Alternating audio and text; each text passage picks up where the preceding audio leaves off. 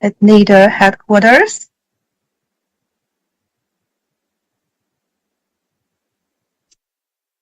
Дякую. Отже, добрий день, шановні колеги, пані, панове, шановні учасники круглого столу, а також Good morning, dear colleagues, dear participants of this round table, and also those who expressed their interest to join us in this discussion, participate, ask their questions, give answers. So Transatlantic Unity and Ukraine, Strategic Vision of NATO in Washington Summit 2024. That is our topic for today's roundtable.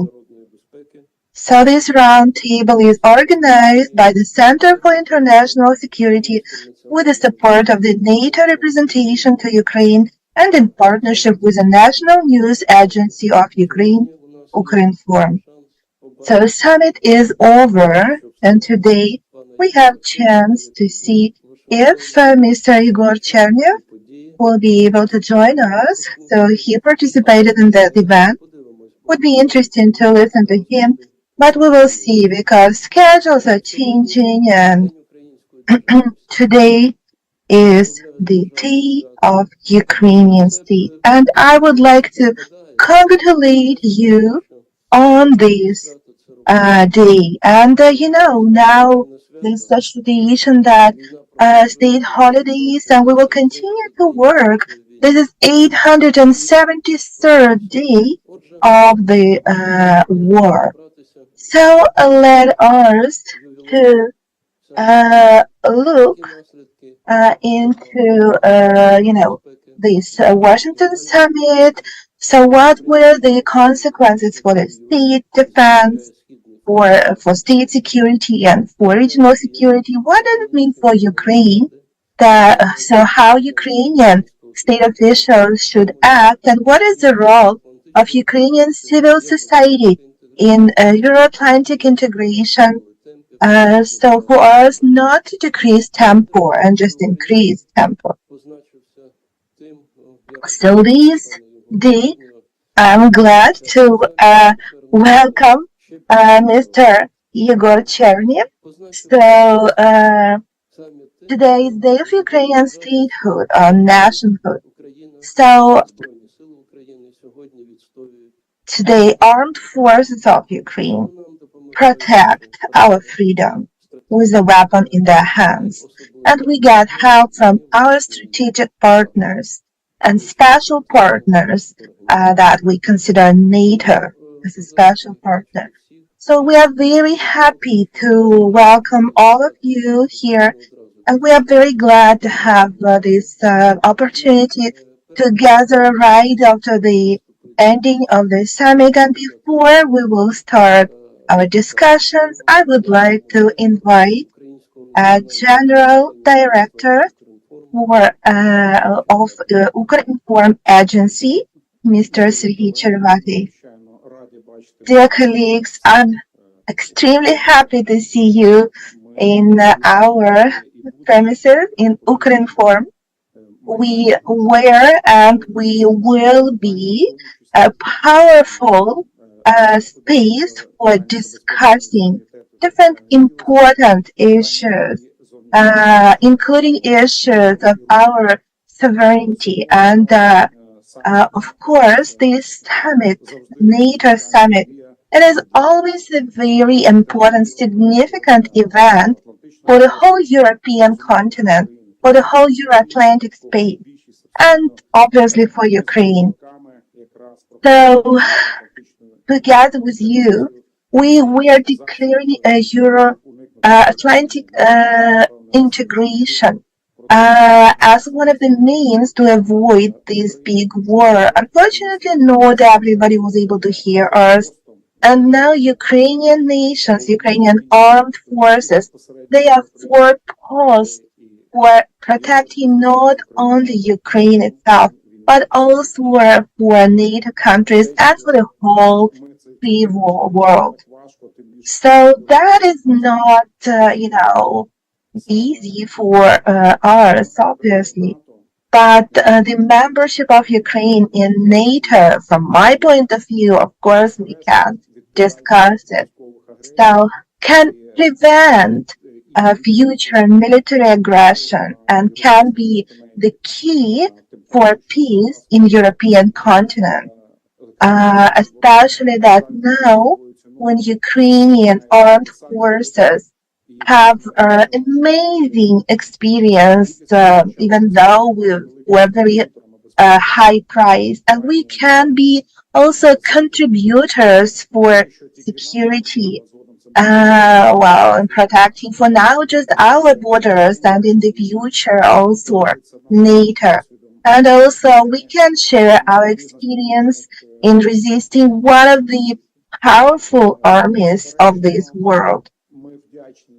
Obviously, we are very grateful to our partners from NATO countries for their help, support with the weapon, ammunition, finances, trainings, and all kinds of support.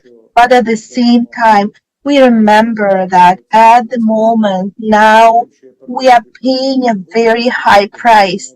So our partners are paying their price in what I mentioned before, but Ukrainian nation pays very high price, lives of our people, and even unfortunately lives of our children. So you know about these destructions of civil infrastructure, but I am confident that even our today's discussion will be our another step to bring us closer to our dream, to becoming a member of NATO. And I'm very grateful to all of you, so all the representatives of our governmental officials, especially Mr. Igor was participating. I'm very glad to welcome each and every one of you. We also have the Deputy Minister of Defense. She's now on call, but she will join. So I believe that we will have very fruitful work today and great results. Thank you so much. Thank you for your welcome speech. And also we would like to invite so Mr. Peter Hauge Berg, Deputy Head of the NATO Representation of Ukraine. So I hope you will mention now or later how you are preparing for coming to Ukraine as a representative of NATO. So please. Thank you very much for inviting. So we paid a little bit for it in terms of money.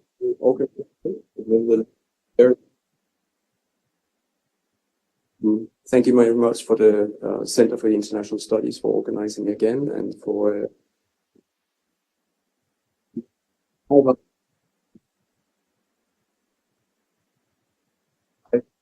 main task is to reinforce and expand our practice. So references to that in the Summit Declaration. You mentioned the Washington Summit Declaration and the meeting that took place. Or debate whether did the summit produce what Ukraine wanted? And there are already plenty of opinions out there that this was a failed opportunity. It fell short. It didn't really address deep.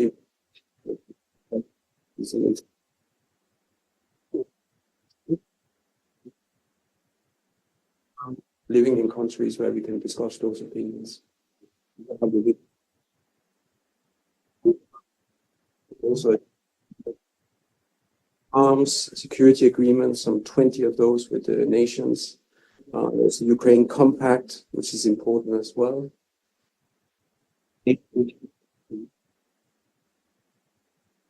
See in this party.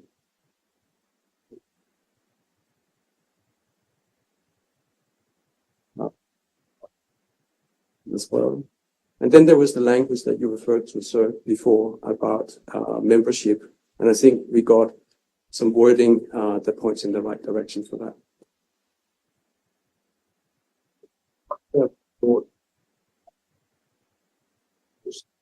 It's a challenge that we have faced perhaps ever. It has expensive.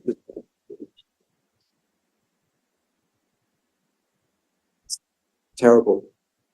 I visited the site of the hospital last Monday.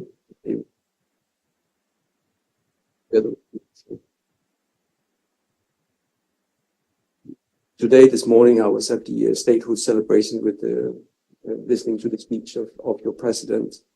And the most moving part of that was the honoring children whose parents.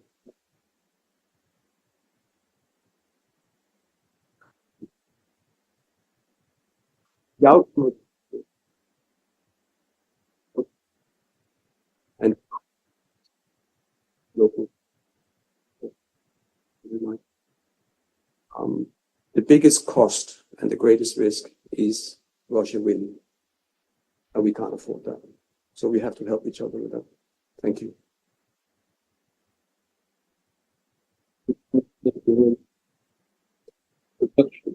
Вибачте, чуюся, автоматично перейшов на англійську мову. Вступні промови виголошені, ми усвідомлюємо всі важливість події. So we heard the welcome speeches and we understand the importance, the work that is ahead of us. And it's important for us now not just to draw conclusions, but also understand how to implement those conclusions in life, both for us in Ukraine, for our NATO partners, and for our partners that are not NATO members. And I believe that our enemies also heard and read about this. Honestly, when I was hearing some opinions, I felt like it's surrealistic.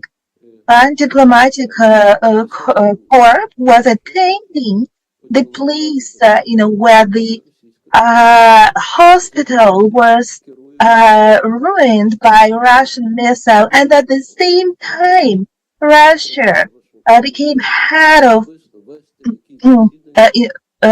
this council, Security Council, and Lavrov is going to lead and to make his speeches. What security can we talk about? Security that they destroyed. And now the whole world is trying to fix that security and world order. So there are a lot of questions, and hopefully today we will be able to find answers, at least partially. I would like to now invite Mr. Yevhen Perebiinys, Deputy Minister of Foreign Affairs of Ukraine. Minister of Foreign Affairs of Ukraine is an important actor, and I'm sure that after the declaration in the ministry, they started to put together new draft projects on how to implement it and where to move and so on. So, Mr. Yevhen Perebiinys, please. Hello. Thank you, first of all, for the invitation. I believe that is very important event. Today, we have an opportunity to discuss results of NATO Summit, the event that was dominating in the world politics last week and even in a broader context. I'm very pleased that this event is moderated by Yehor Chernev, and we know each other for more than 30 years.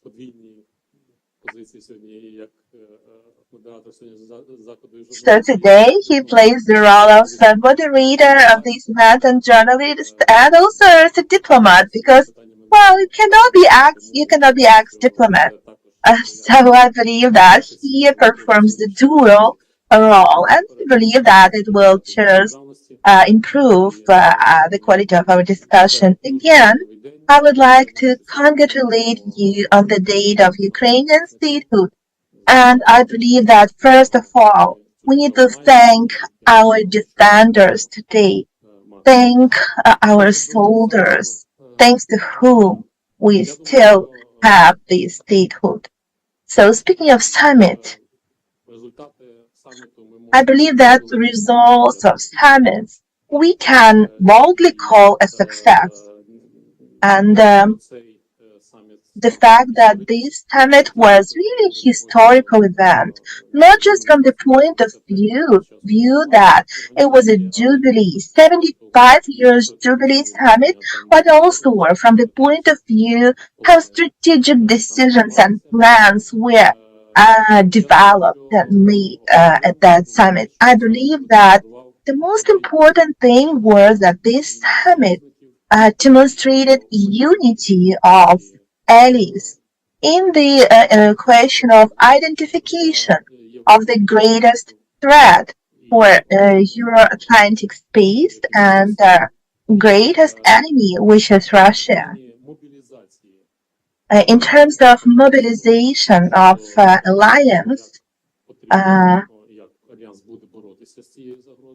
for, in terms of how alliances are going to resist that threat. And also there was important the realization of the fact that main events around resisting that threat will be happening in Ukraine in the nearest future. And that's why the alliance made very, from my point of view, important strategic decision, deciding to provide all possible support for Ukraine to not just prevail in this war, but also for us, for all of us to make sure that in the future, neither Russia nor any other dictators, regimes would even think of studying something of that kind. So that is that is about importance from the strategic point of view. So if you ask me if we are fully satisfied with the results of that summit as Ukraine, obviously I will say no, not fully, and our partners know about it. That's not a secret, because we cannot be fully satisfied with the results of any NATO summits where the decision about inviting Ukraine to become a member was not made. From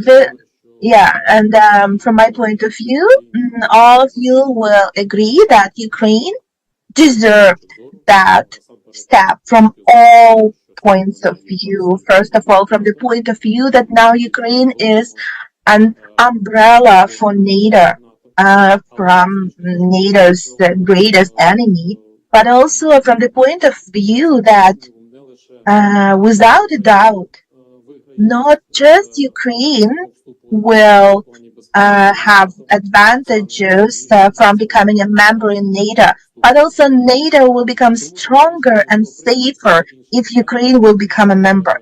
Why that decision about Ukraine's membership wasn't made, that is a different question. I don't want to analyze it deeply now. You all know about that. But in short, some countries, members of NATO, they are a little bit cautious about Russia's reaction, possible escalation, but, well, Russia escalated it as much as, we all know. So some countries, some NATO countries don't want to be kind of pulled in to the war. We know that, we respect that, but still we cannot agree that the decision about giving an invitation to Ukraine wasn't made. But again, we do respect that decision. So if you ask me if we were able to achieve everything that was possible to achieve in these conditions, I would say yes. Because we knew ahead of time, obviously, from our, allies, that that decision will not be made now, despite the fact that we were still keeping the level of our ambitions in negotiations until the very last day. And I must admit that we knew that that decision will not be made now. So that's why we focused on the decisions that can have practical results so that can strengthen Ukraine's position and would bring Ukraine closer to NATO, and will increase our ability with alliance.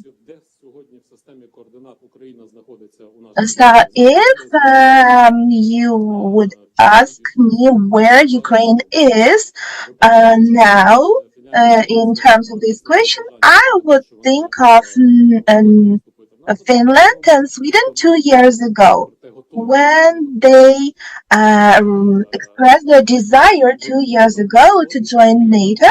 So there wasn't a question if they are ready or not. They were ready for a long time. So they were developing close cooperation with NATO, and so de facto they were like members, even though de jure like they were not. So today Ukraine would like to achieve the same level of cooperation with NATO. So when the time will come, there will not even be a question if we are ready or not. So for our for us to becoming a member, so for that process to be as fast and as smooth as possible. So and for no intermediate stages would be needed. And I believe that a lot of our allies would agree that even today Ukraine achieves such level of cooperation with NATO. And speaking of technical and military point of view, so we did a lot, and so for now it's just political decision is needed. And again, I will not get back to why political decision is not made now, but I believe that today Ukraine is in the position as Finland and Sweden were like 2 years ago. Our membership will mean just one more step, invitation and becoming a member. And those decisions that were made at the summit, and again, they increase our cooperation. That's a JTAG decision, creating this new mission, the decision about appointing the representative, about assigning 40 billion euro for increasing security of Ukraine. So that's also a decision about strengthening air defense forces of Ukraine. So, and we were preparing for a long time for this decision about F-16 and so on. All these decisions are very practical in terms of bringing Ukraine closer to the membership in NATO.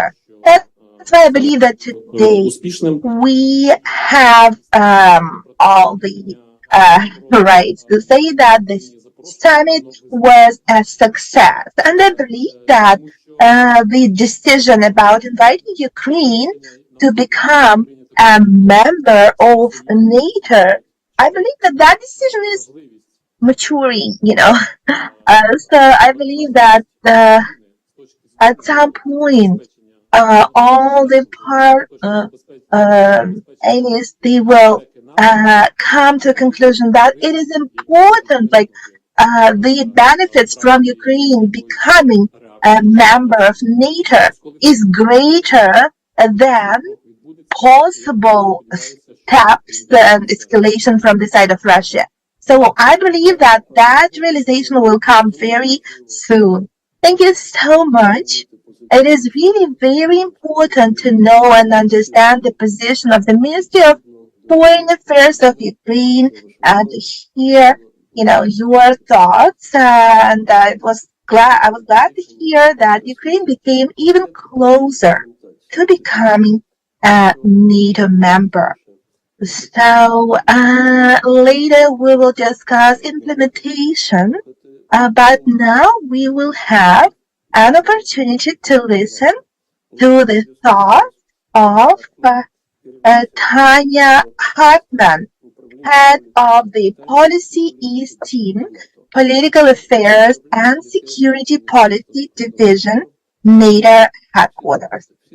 So, they are actually preparing all drafts that come to the table of, and so they are prepared in that department. Do we have connection? Please, we welcome you.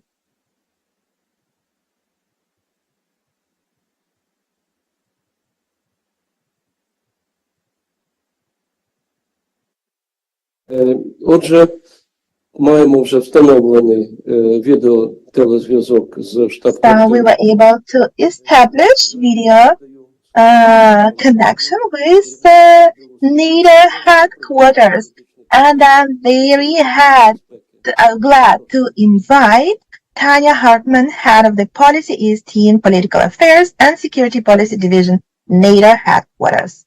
Please.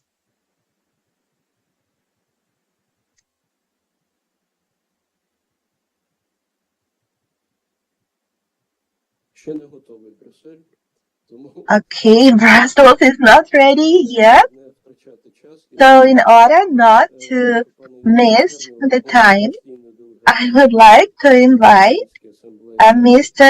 Yehor Chernev, People's Deputy of Ukraine, Chairperson of the Permanent Delegation of the Verkhovna Rada of Ukraine to the NATO Parliamentary Assembly.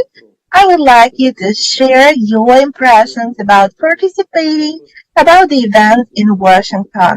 And also, we hope you will be able to give us answers to the questions that we gathered to discuss. So what is the result of Summit for us? What are the results of Summit for partners and for the regional safety? Please. Thank you so much, dear Igor. You see, Brussels is not ready yet, but Ukraine is ready.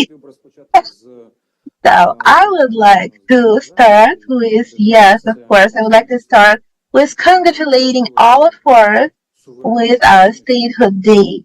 And for me, that's another opportunity, to develop our inner and outside the policy. We see that an aggressor, Russian Federation, want to impose their own desires and to decide for us on our inner and outside politics. Speaking of summit, it's difficult for me to call it like a great breakthrough or super historical. Well, maybe because it was 75 years anniversary, then yes. But for Ukraine, well, I believe that was maximum of what we were able to get. We were really insisting until the very last moment because the only legal step for Ukraine to NATO membership is invitation. And so we were trying to invent any kind of wording that would be enough for both sides. So that took a lot of effort in order to agree that word that it's irreversible. The process, Ukraine on that irreversibility, that word. So for Ukraine on the way to becoming NATO member, so even not all countries were receptive to that word even yet. So that's not in fact kind of invitation, but maybe kind of one more step towards. So as I would say that's kind of another anchor for our future membership in NATO. So from the side of NATO headquarters. And so that is maybe, of course, it doesn't give 100% guarantee, but all the possible shifts can happen. But those shifts will be difficult for our partners to make if in the official documents of summit, official documents of alliance, there is a very clear word of irreversibility. Speaking of Ukraine becoming a NATO member in the future. So obviously that was a successful summit for Ukraine. We received a lot of support for protecting our country. Speaking of strengthening our air defense forces, and so on a strategic level, so that was maximum of what we were able to receive from and also there was interoperability, and from our point I can say that we had a lot of meetings from both with representatives from both political powers, and honestly they are very much kind of concerned about their own inner issues, the elections.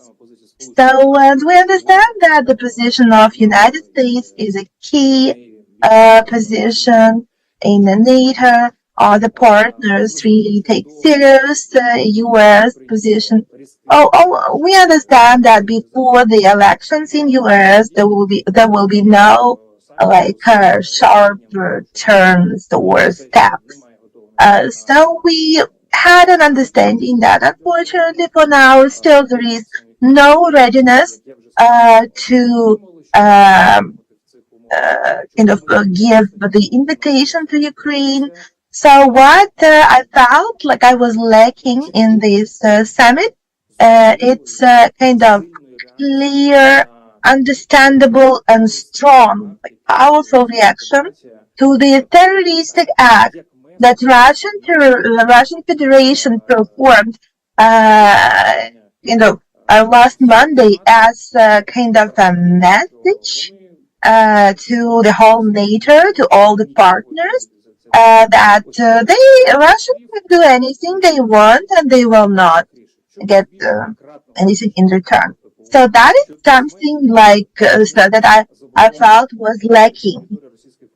So, for example, increasing air defense forces of Ukraine, multiple kinds, or a kind of permission for Ukraine to use missiles for, to use them on the territory of Russia.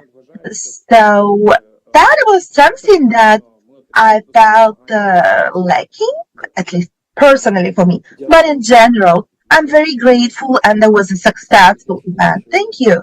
We will hope that strategic decisions will not delay and will be a result of tactical successes in different directions. Obviously, we hope for more. So, but that's, situation when there is no, one side opinion, and there are, a lot of signals from the side of Russia about, impossibility of Ukraine becoming NATO member. So, and actually that wasn't yet possible, not because of Ukraine, but because of global security situation. Now Ukraine performs the main task of NATO. So that's kind of security. So that is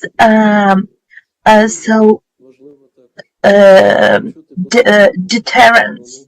And that would be very important for us to hear the position of the Minister of Defense of Ukraine, to hear how they read the main signals and how I believe they already started to implement those agreements that were achieved in Washington.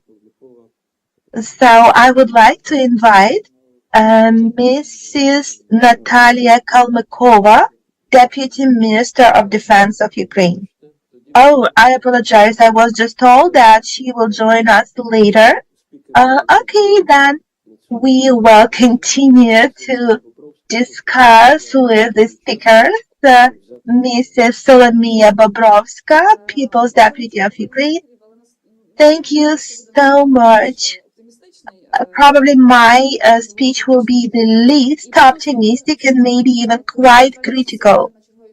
When in May we participated in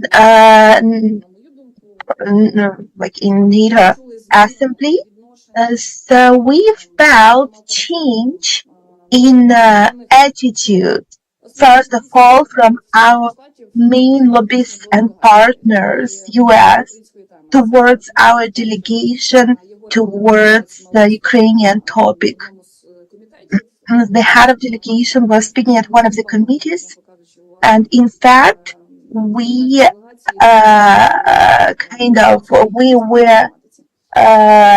were deprived of the attention of U.S. delegation. There were some unpleasant moments. So during this 2.5 years, so that moment we felt change of the attitude towards Ukrainian question. Maybe that's part of the reason is the election in US, but I cannot say that we were very satisfied to receive those political signals. We understood very well that half a year before Washington summit, so it would be not possible to have such a unity as in Vilnius, and it probably was, we understood that there was possible to feel some changes of the attitude towards Ukraine. Speaking of, we knew that it will be, less focus, less attention to Ukraine, and Ukraine will not sound as it sounded in Vilnius, because we had a lot of the Ukrainian community, our partners who were very united. There were a lot of expectations. But that time we were informed that our expectations will not be satisfied. But yeah. And of course, first of all, we are very worried for the wording in the final document, and I believe that it's possible to make jokes about irreversible way, about irreversible breach, but the irreversibility, I believe, can be or could be in the case of Sweden and Finland, when they were invited and then parliaments were ratified. But now, for me, I compare like in October, November, and December 2021, when our partners were withdrawing instructors from territory of Ukraine because of the huge probability of full-scale invasion. From my point of view, that summit gave one more green light to Russians. So we know that this summer was the most difficult in all 10 years of Russian war against Ukraine. So to speak about practical steps, like 40 billion or this joint center for training for Ukraine, that demands probably understanding, but my fear is in a lack of speed in decision making with coordination centers, and also the returning of the representative of the NATO senior representative in Ukraine. That is obviously great. But still, speaking of political messages, from my point of view, that gave a message to Ukraine that now you're on hold and you need to work on defense, and Russia will not work with the issue of those missiles of the territory of Ukraine. So from my point of view, that was one of the weakest political messages in the history of all summits. Well, excluding the painful Bucharest summit of 2008. Thank you. Obviously, we can understand that, some disappointment exists. And, we had more expectations. So did we know ahead of time about the decisions of this summit? Obviously. Well, that was expected decision that we kind of knew ahead of time. We cannot expect any exprompt from president, state, and government. Okay, now we have Brussels. So please, we would like to invite Mrs. Tanya Hartman, head of the Policy East Team, Political Affairs and Security Policy Division, NATO Headquarters. Please. Thank you very much, and thank you so much for having me here. I'm sorry that I'm not with you in person, but I've only come back from Washington on Friday, and I'm glad that I can meet with you to talk about the summit and to talk about what, from certainly from my point of view and from the point of view of allies and from the NATO headquarters, has been a very important summit during which we have taken some very significant decisions. I caught a bit of the preceding presentation, not all of it, so I look forward to diving into the impressions in Kyiv. But let me outline a few of the deliverables and the components of what we are calling the package for Ukraine. So first, I want to highlight that the context of the summit was very much formed by the brutal Russian attacks, especially on civilian infrastructure, on the Ukrainian people. And so there was a very, very deep understanding that Russia only understands when we help Ukraine, that Russia is not deterred, and that we cannot be deterred either. And that from there's a direct link to some of the decisions that were announced both by allies, but also by NATO as an organization. And first and foremost of these is air defense. So it was very clear in our minds in the run up to the summit, in the months before the summit, that air defense was absolutely a crucial component, that the ability of the Ukrainian government to protect Ukrainian people was absolutely essential.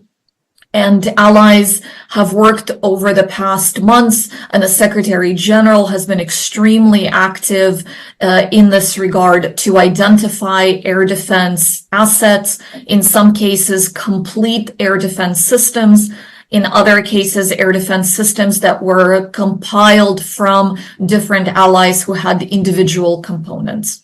And so for us, air defense was, I wouldn't say maybe necessarily the number one priority, but certainly one of the top 2 or 3 priorities of what we wanted to deliver for Ukraine. And I only say it wasn't the number one priority because everything else was also a priority. So air defense was very front and center in our minds, and allies really stepped up with the additional announcements that were made. Then for the decisions that NATO had taken for Ukraine at the summit. We think of this, all of the decisions, and I'll go through them, but we think of all of the decisions as a coherent, comprehensive package. And it's a package that, and you've heard this word before, and I'll say it again, this package is a bridge. It's a bridge to membership. And what is in this package? There are actually quite a lot of components. Certainly central is the NATO security assistance and training for Ukraine. This is a major NATO command, which will be based in Germany and which henceforth will coordinate the provision of training, the provision and delivery within Allied territory of military equipment. And it will coordinate all of these logistics, all of this delivery of support of specifically military equipment, lethal and non-lethal, for Ukraine on Allied territory. It will consist just in the command portion of about 700 personnel. So this is an enormous effort. It's an enormous undertaking, but one that allies felt very strongly NATO needed to lead and NATO needed to be involved in. The other component of this support is then the alignment of all of this immediate support that we are providing to Ukraine now with the long-term development of the Ukrainian force. So this is both an immediate and a long-term command and a long-term effort. The next component of the package is what we are calling the financial pledge. And this is based on an analysis of what allies have been providing to Ukraine bilaterally so far, and a commitment to do at a minimum as much as that. So this is 40 billion per year euro of support to Ukraine, specifically for military assistance, for training, not including the economic support, not including the humanitarian aid, not including many other categories of support, but specifically to help Ukraine not only prevail, and I want to emphasize this additional point, it's not only to help Ukraine prevail, but help to defeat Russian aggression. The pledge is very clear in this as its purpose and its goal. And so 40 billion per year is a bare minimum we consider. And so there is an intention that at all subsequent summits, until it's no longer necessary, allies will review and based on Ukraine's needs can readjust that amount. Of course, for a great many allies, that amount is actually less than what they provide already. So this is, as I said, minimum baseline. Then, in addition to that, we've taken a number of additional decisions, including related to the expansion, the reinforcement of the NATO representation to Ukraine, so we can better support Ukraine and better work together.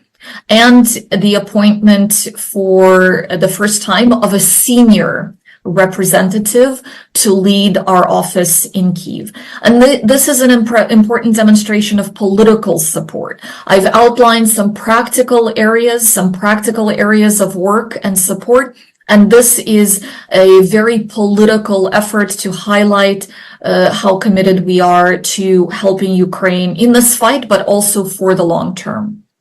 Then there were a myriad other decisions, and many of them are outlined in the NATO-Ukraine Council statement.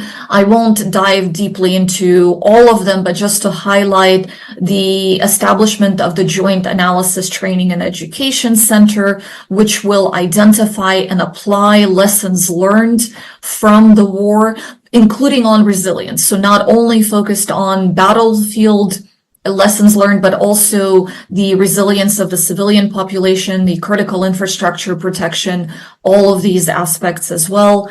The work that we are doing together on procurement, on innovation, on capacity building, on the through the comprehensive assistance package, and all the measures of support that we provide there. So the list is quite long, and I'm just mindful that we have a limited time to also discuss all of this.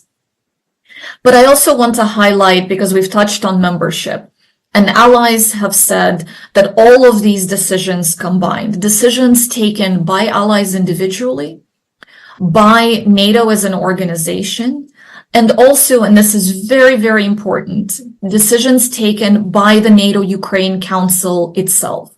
All of these decisions constitute a bridge to Ukraine's membership in NATO.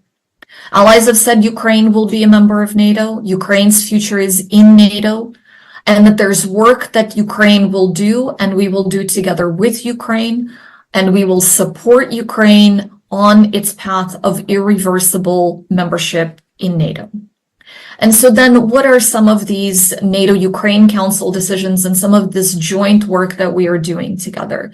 I want to highlight that in the 1 year since Vilnius, since we created the NATO-Ukraine Council, we have come so far in joint decision-making, in joint statements, in negotiated consensus in the NATO-Ukraine Council. And I don't know if it really is as obvious to everyone what an important departure it is from the way that we used to work together with Ukraine, where NATO took decisions and Ukraine was sometimes at the table and participated and contributed, but decisions were only ever taken by the NATO allies. Now we take decisions jointly. We take decisions on JTEC, the Joint Analysis, Training and Education Center. The entire NATO-Ukraine Council statement was negotiated from start to finish together with Ukraine in the Council. And that also meant that Ukraine knew at a very early stage what the package was, what the deliverables were, what the measures of support were, and how we together were going to describe Ukraine's path to NATO. And these are very important changes from the way that we used to work before.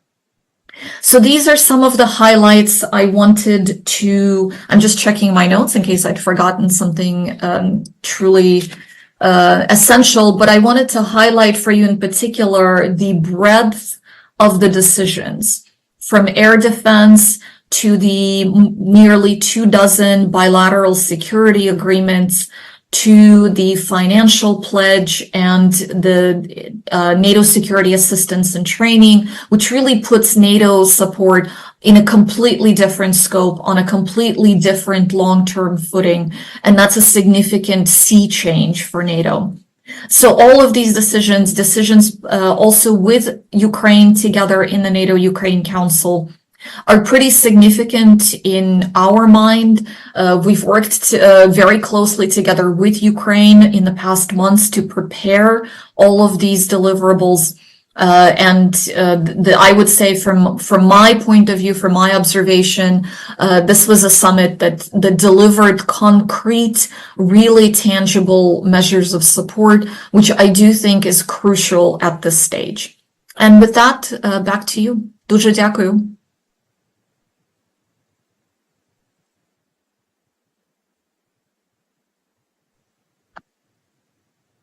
Дякую, шановна пані. Thank you so much, dear Tanya. That was important to hear the thoughts from Brussels. Forgive me for a little, maybe simplified approach, but it seems to me that the whole year since last summit, NATO was considering what to with what they can replace invitation to Ukraine, and this irreversibility was a decision. So I would like to ask my Ukrainian colleagues: is that irreversibility is in place already? How do we see it? How we bring it closer? And I believe that Mrs. Natalia Kalmykova, Deputy Minister of Defense of Ukraine, will help us with that. Dear colleagues, dear friends, thank you so much for the invitation. We are very happy, truly very happy that despite all the events that are happening, we're still moving forward. Because sometimes it's possible to move back, but it's not in our situation. So, speaking of fixation of the fact that Euro-Atlantic course of Ukraine that is irreversible. That's really one of the key decisions. And that was supported by the message that some inner transformation is taking place, in particular reforms in the security and defense area of Ukraine. So our home assignment before summit and our homework before summit, that is something that helps us to get to the level of full-fledged invited member, and in the future, like full-fledged member of alliance. So initiatives for speaking of the issue of defense and security, that is very important feature. So the questions of preparing infrastructure, logistics, so that came to the new level. So very famous in Ukrainian space as mission NATO for Ukraine. There was also important decision about the additional air defense systems. That is a very painful issue for all Ukrainians. And so that Russian attack before the summit made an extra impression to the participants of summit, to the countries that already support Ukraine, and to those who had different positions before. Again, I want to say that preparation for, there was a lot of preparation ahead of time, in the area of strengthening air defense forces. But that was, fixed.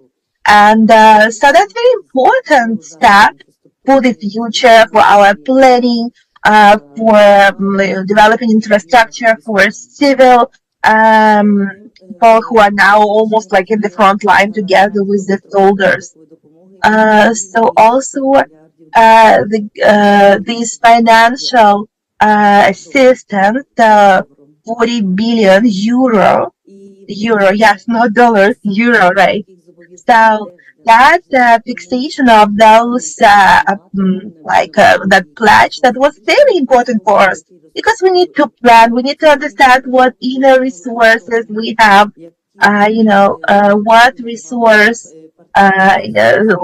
resources partners from the whole world will be ready to provide, and the decision of NATO about these extra 40 billion euro separately from those agreements between Ukraine and other states. Well, obviously, I must mention Ukraine Compact with the participation of 23 countries with whom Ukraine already has these safety agreements, and that is very interesting model when the network structure is getting built and everybody who was observing how the war is developing, how the military actions are developing. So that is obvious that this asymmetric networking can become important for the security of the country. I would like to mention another small but important direction for Ukrainian men and women. I'm talking about $7 billion for the female military protecting democracy. We have unprecedented number of female soldiers, that's more than most armies. And again, in Ukraine, women join army just voluntarily. So that is not an obligation for women, but that is a wonderful example of diversity and equal rights and asymmetry, because every person enriches our view, including in the area of defense.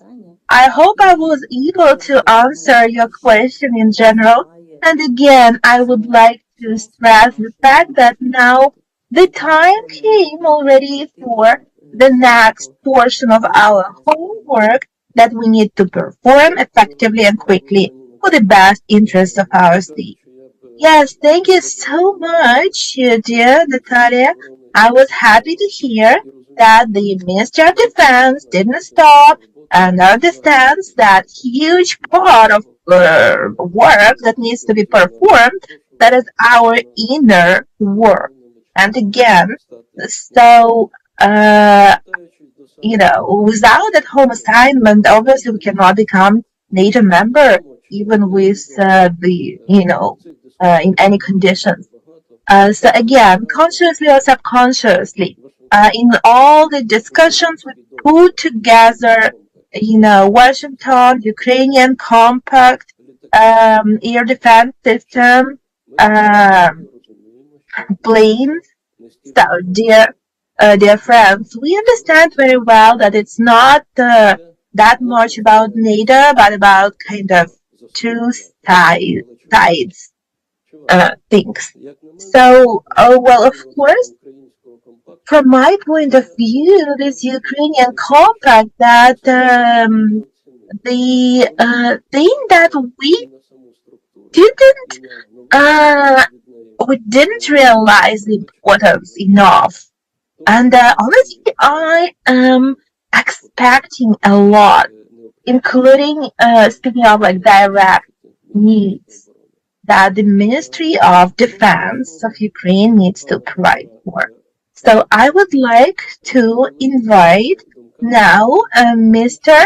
Peter Hauge Berg, Deputy Head COS of the NATO Representation of Ukraine. So how that summit decisions will influence the activities of representation in Kyiv. Thank you. Thank you very much for that question. Context of the change that has happened. The war, two internationals. Now we are 20 by the end of the summer. Hopefully, within a tentative to be selected. Let me just take this off. I have an echo. He or she much more experienced, much more senior. And what does that give you? That gives you access in different way that has been possible before, and where that person has operated before.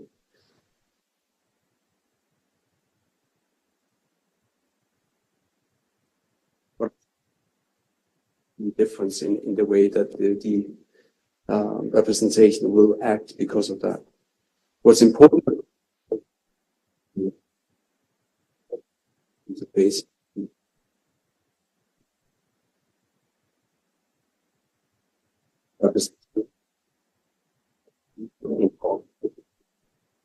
And much of that long-term work that is going to be happening there. And if on the long-term work, interoperability is boring. So it's all about standards and requirements and so forth. But for NATO, it's incredibly important. And one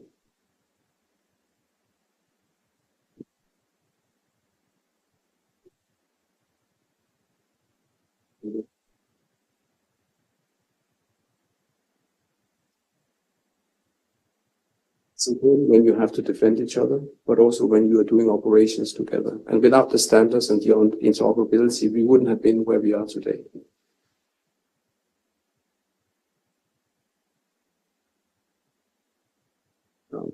It's not when you're fighting a war, that's clear. Everything is short term, you need capabilities immediately. But that long term,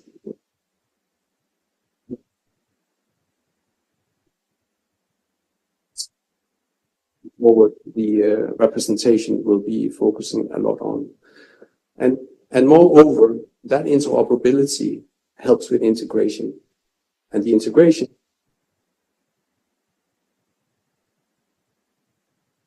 and we spoke earlier about membership, not there yet, close, is it close enough, and so on.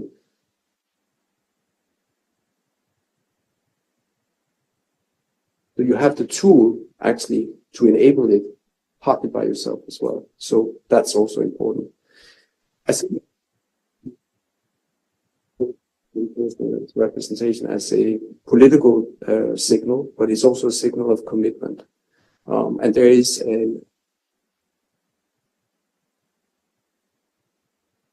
resources that are being put into this. So if I look at the sort of outcome and sort of synthesizing a little bit of what my colleague Tanya was mentioning as the outcome coming out of the summit, I see three things as an outcome. And capabilities that came into you. In the medium term, you also have the SATU mission, where NATO is going to take over part of the coordination of training and equipment. On one hand,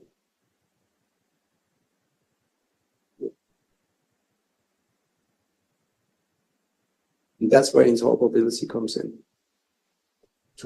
To do this, we need to make sure that we have those elements in place. That's long term. So you have short term, medium term, and long term there. And there's a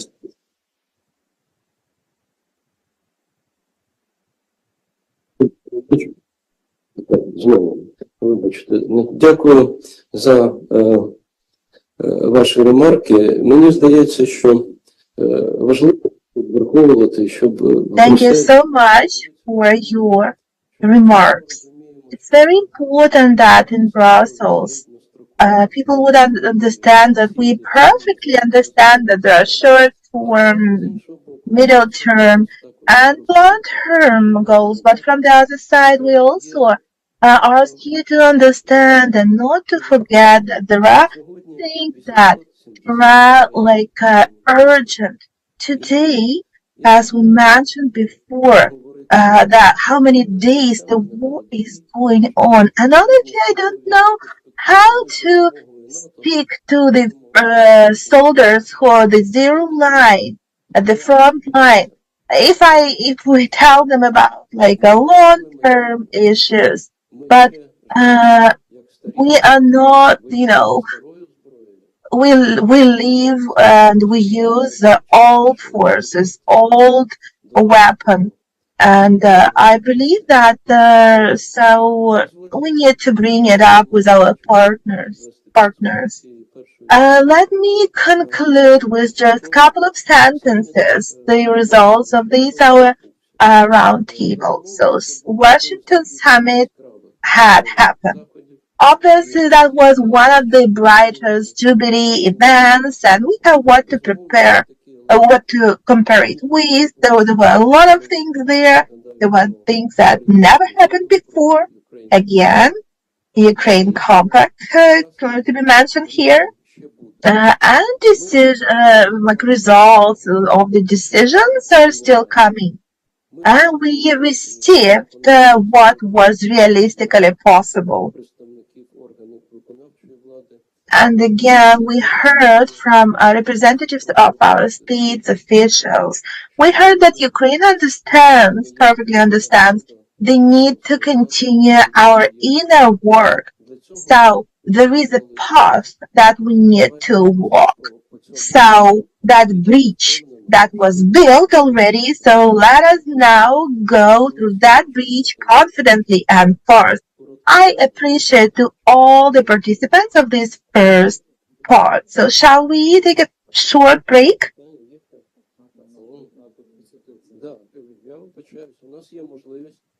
I apologize. We have actually an opportunity to ask questions. Our dear speakers and to Brussels. Mrs. Tanya Hartman, she is still with us and also ready to answer questions of the participants of this round table if we have any.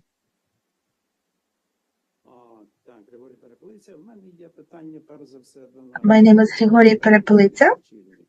First of all, question to our Ukrainian leaders about reaction to the decisions made on the Washington summit. Well, Ihor already asked about irreversibility. My question is about breach. So what do you understand under that content, the breach? What does that mean? Before there was open door, now it's breach, and then in the future will be something else. It is important for me to understand what are the obligations, what are the rules of moving through that breach. Is it kind of so dual movement breach, where for Ukraine is forbidden to get to that breach, or it's an open breach for logistics, for military support for Ukraine, or anything else? How do you understand that breach? Because from my point of view, from what I read, the military assistance is directed at strengthening individual defense of Ukraine. There was no question about collective defense. Is there a defense strategy for the eastern flank of NATO? And if there is such strategy, then what is Ukraine's role there? If NATO plans to have Ukraine as a forepost, so for defense system, so then so if Ukraine is like a stronghold, if NATO holds Ukraine as a stronghold, so that we need to ask a question: how we can be included into collective defense? Because priority is different now. So now it's full-fledged war, full-scale war, and Russia is having a lot of success there. So then the question is, what NATO's obligation in order to ensure that that stronghold of eastern flank defense? What NATO will do in the case if missiles will fly from Ukraine or to the territory of Poland? How NATO will react at that stage? Because we see certain evolution when we ask for permission to enter NATO. From the beginning of war, there was strategy of returning Russia to the dialogue about strategic partnership. Then 2014, 2015, strategy of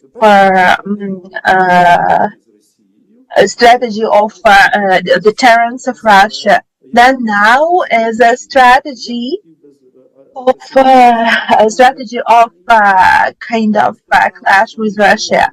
So now my question is to our Ukrainian leadership. So you mentioned Sweden and Finland, but the question is that in Washington Summit 1999, there was another concept of strategic reacting at threats discussed. And so they actually discussed criteria for new members. So, and some of them were not applied for Sweden and Finland. Why that wasn't suggested for Ukraine? Because Russia plays main role here. Russia was not against of membership of Sweden and Finland. So that therefore, while Russia will continue to be against Ukrainian membership in NATO, NATO will not accept us as a member.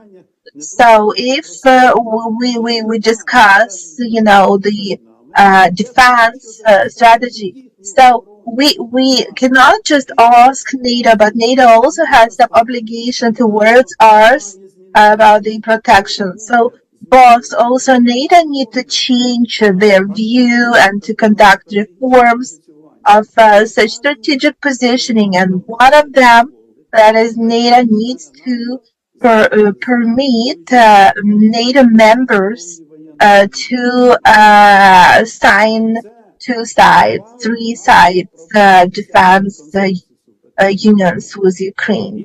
My question to the representatives of Ukrainian government, are you thinking about making such three sides union that can become the foundation for a safety complex? I'm now referring to agreement with Britain, where that agreement that was signed need to grow into defense agreement. Thank you so much for your comment, and we have actually few people willing to share. So, since one of the questions was directed to me, so first of all, thank you so much for your question, and you expressed a lot of interesting thoughts. First of all, so as mentioned before, when I mentioned before that now Ukraine is in the position of Sweden and Finland a few years ago, I actually meant kind of readiness and kind of synchronizing our military forces with NATO standards.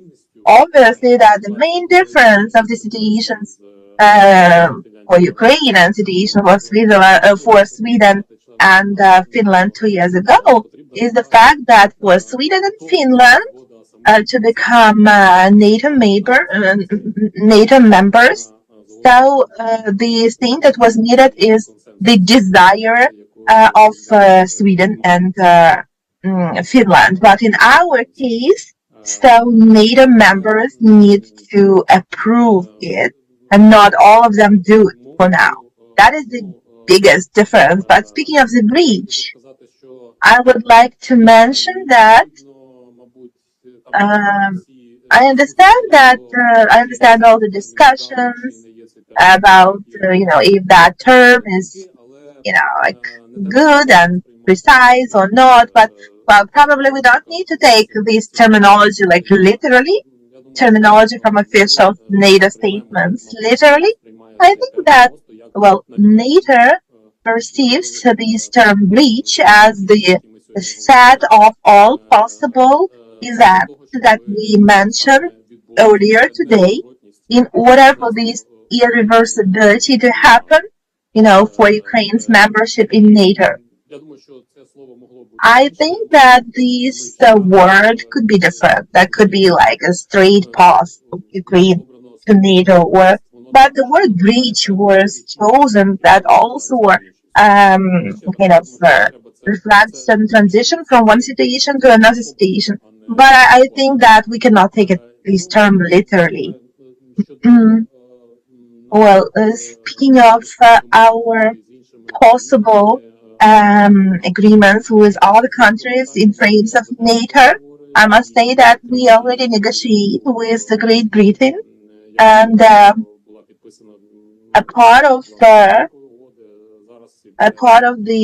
this safety agreement that was already signed, and now we negotiate another historical event that was initiated earlier, and I'm sure that some safety elements will also be there.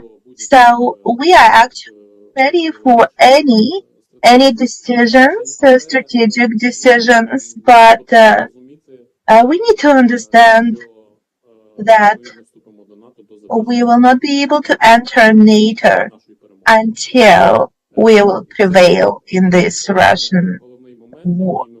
That is the main thing that we need to realize, but we need to do everything in order for us, after our victory, so for us to be able to become a NATO member as soon as possible, and I believe that we work for that now. I would like to add to what my colleague said. If we speak in allegories, my colleague asked if that is two-side movement breach.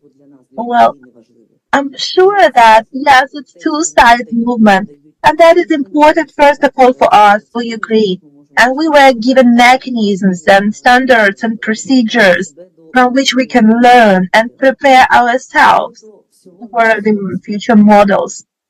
Speaking of the safety agreement, so I would suggest for us not to be too critical, because now Ukraine, in terms of international support, is in the best state,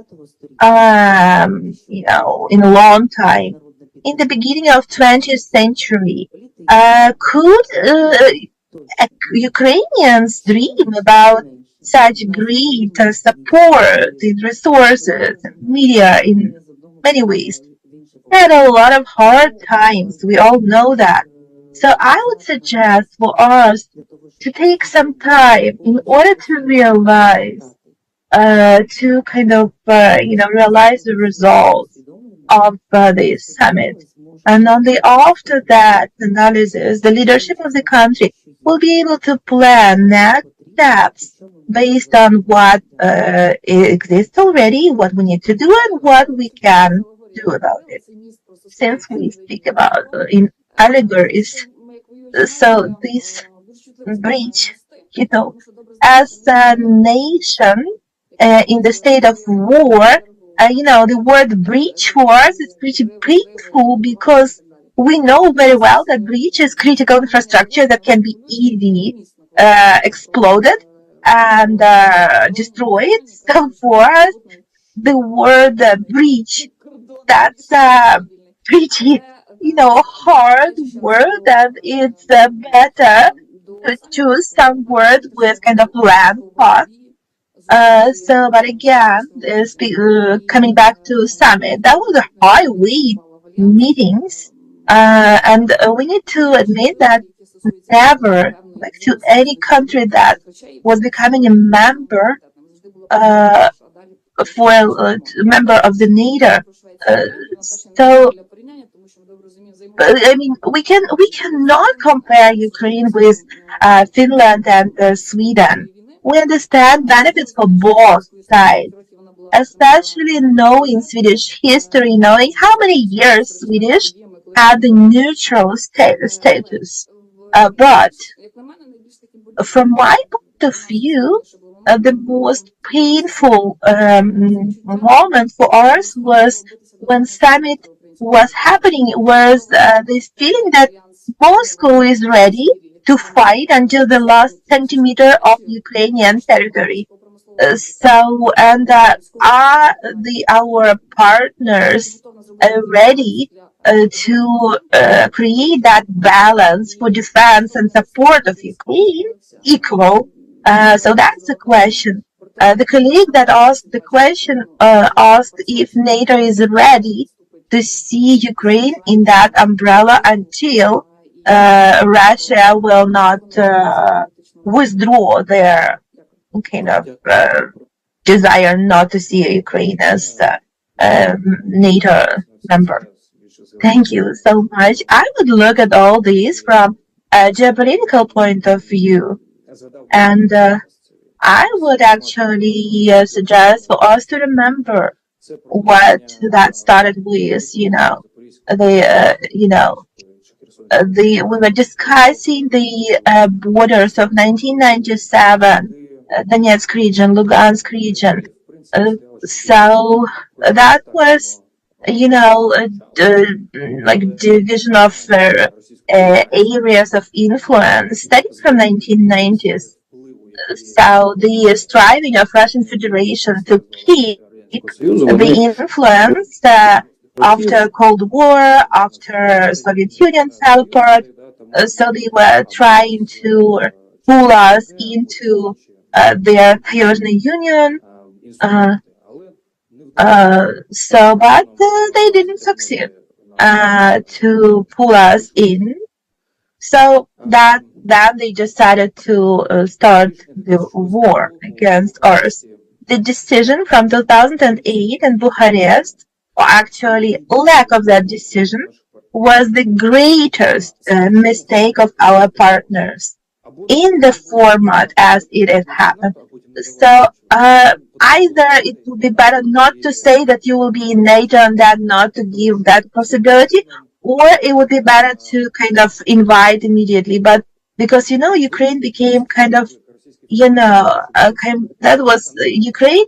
The Russian Federation received a challenge that Ukraine will become NATO member at some point, and that provided Russia with possibility, time to prepare everything not to allow that to happen. But if we look at 2004, 2009, at that moment, Russian Federation was pretty weak in order to react at expansion of NATO. So that's why it was possible to invite Baltic countries. So, but at that time, already nuclear potential and army was restoring army of Russian Federation. Even at that time, there was clear that Russia is preparing to take a revenge with the whole world. So now we understand that this is about redistribution of areas of influence. So speaking about our partners, yes, we can speak about democratic values, and that is true. But if to speak more practical, and I try to speak with them more practical, it's actually about the laws of influence at a lot of territories, and not that much speaking of Ukraine, but in other places, as is happening now with the U.S., and that influence was established after the Second World War. And that was kind of extending the influence without military intervention in a trade way. And a lot of countries now look at how the Western world reacts, how NATO reacts. They see that the world and NATO respond not very decisively to challenges that Russian Federation throws.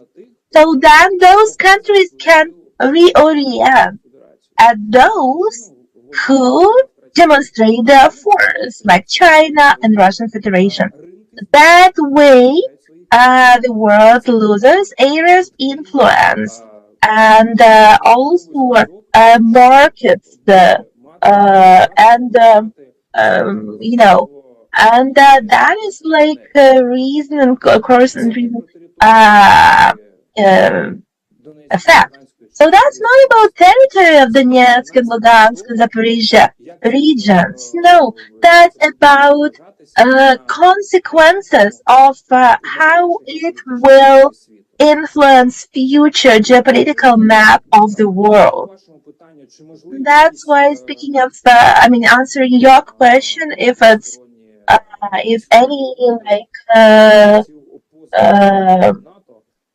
it's the area of the, trilateral military agreements are possible. Honestly, I don't really believe in it, because NATO, as motto of this summit was together, there was something like together, more than in parts or something like that. So that safety umbrella that is provided now to all participants of this alliance is a main value for countries, the members. So, conditionally, Great Britain or Poland or Baltic countries who can sign any agreement or build a union with us, they doubtfully will pull in their armies into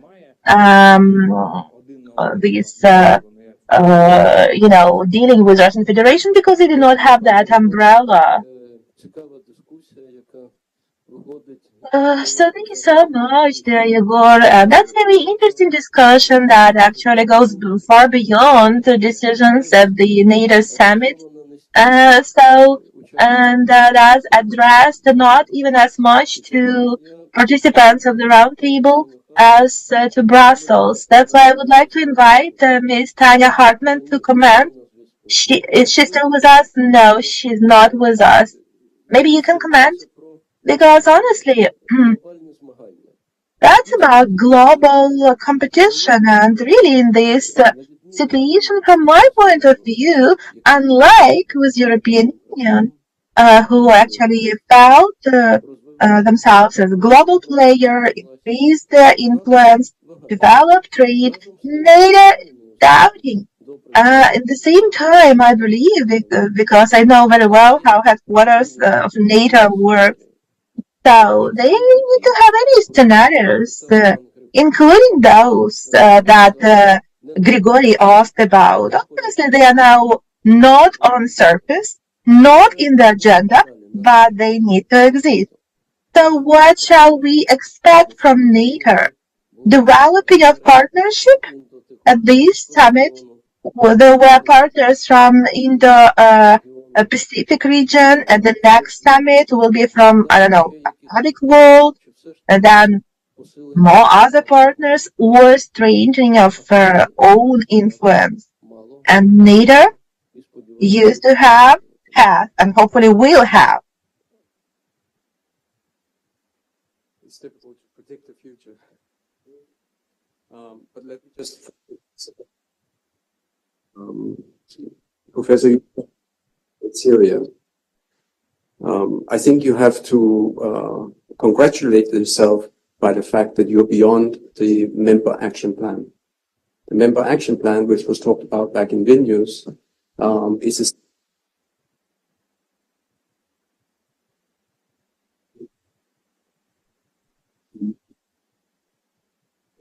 you're beyond that. That's gone. Now we're talking about it is far closer to membership. On the I worked with Finland and Sweden for years in order to try to get them closer and closer, and all about high level of interoperability. By the time that the politics of Russian decisions to go to war with Ukraine were there, Finland and Sweden took a decision where they said, we think we need to be part of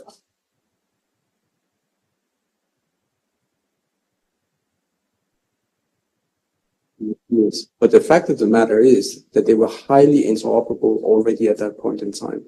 And that's important to take with you as well. In the future, as you know very well, that NATO has expanded over the years and may continue to do that.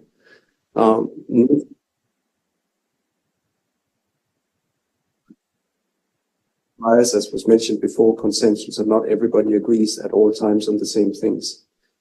And that question, as you know very well, is also about partners and membership for Ukraine.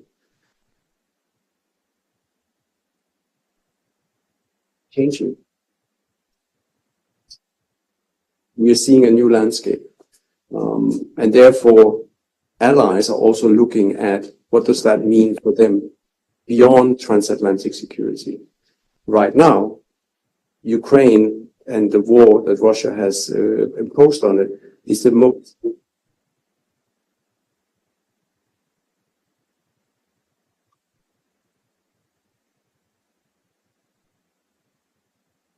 that answers the question.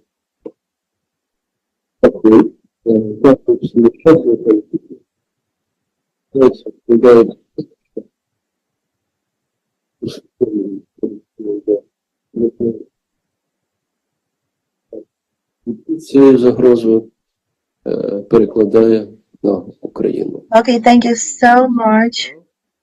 But unfortunately, so Ukraine has to carry that weight of that threat.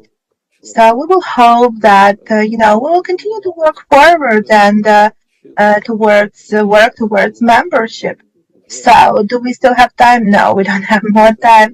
Okay, we will continue after the break. So if you still have questions, please write them down and we will still have time to ask them. Thank you.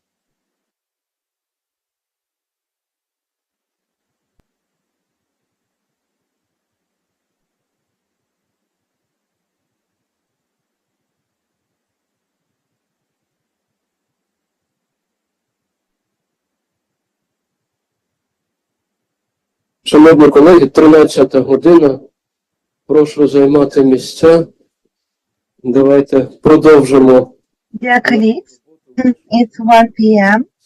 We are a little bit behind the schedule. It's okay, but we actually need to continue our work now because all of us, we have our plans for the afternoon. So let us make sure we finish on time. So let's continue. So the questions that we discussed in the first panel. So we heard the opinions of our wonderful speakers, so both on the side of Ukrainian state bodies and from representatives of NATO here in Ukraine. We heard in those comments not just answers, but also additional questions that I hope we will be able to answer more openly, or at least search for answers in this second half. Because unlike our, representatives of our government organizations, our civil society is not limited by any means, speaking of official position of positions of our leadership. So let us continue. Serhii, are you ready? Yes, I'm ready. Okay, wonderful, please. Thank you so much. I would like to start with a little remark and inform on the informal situation that happened a few weeks before NATO summit. I had a meeting with one of the countries of very friendly to Ukraine country, and the diplomat asked me, what expectations do you have from this NATO summit? I already started to talk about importance of invitation, but in his question, the last word was a realistic expectation. So, considering that word, logic of my remarks is changing. Obviously, our priority expectation is invitation of Ukraine to NATO and starting the process of becoming members. Well, but speaking realistically, my answer was weapon, a lot of weapons.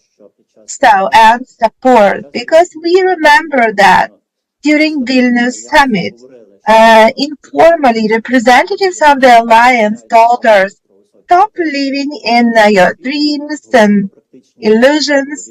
So you cannot hope for invitation, talk about concrete things like weapon. And objectively speaking, so there was more than half a year break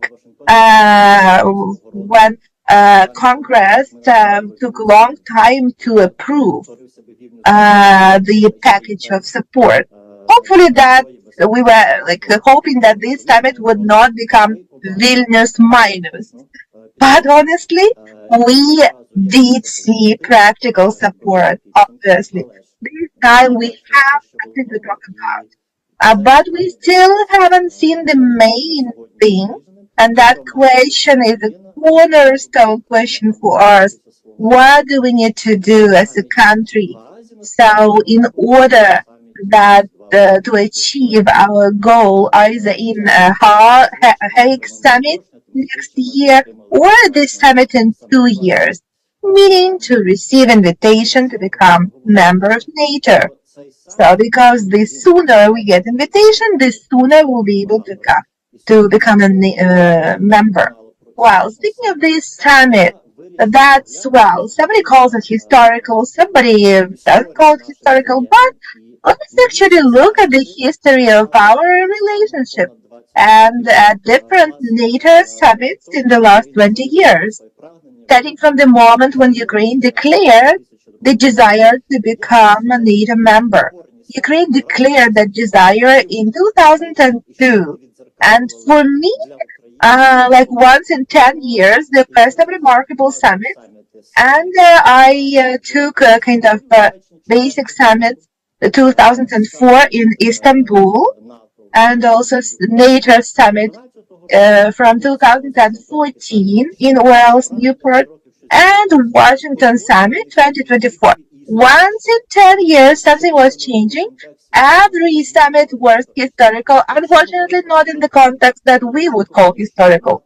Speaking of 2004, there were expectations that NATO will give us a plan of actions, how to become members.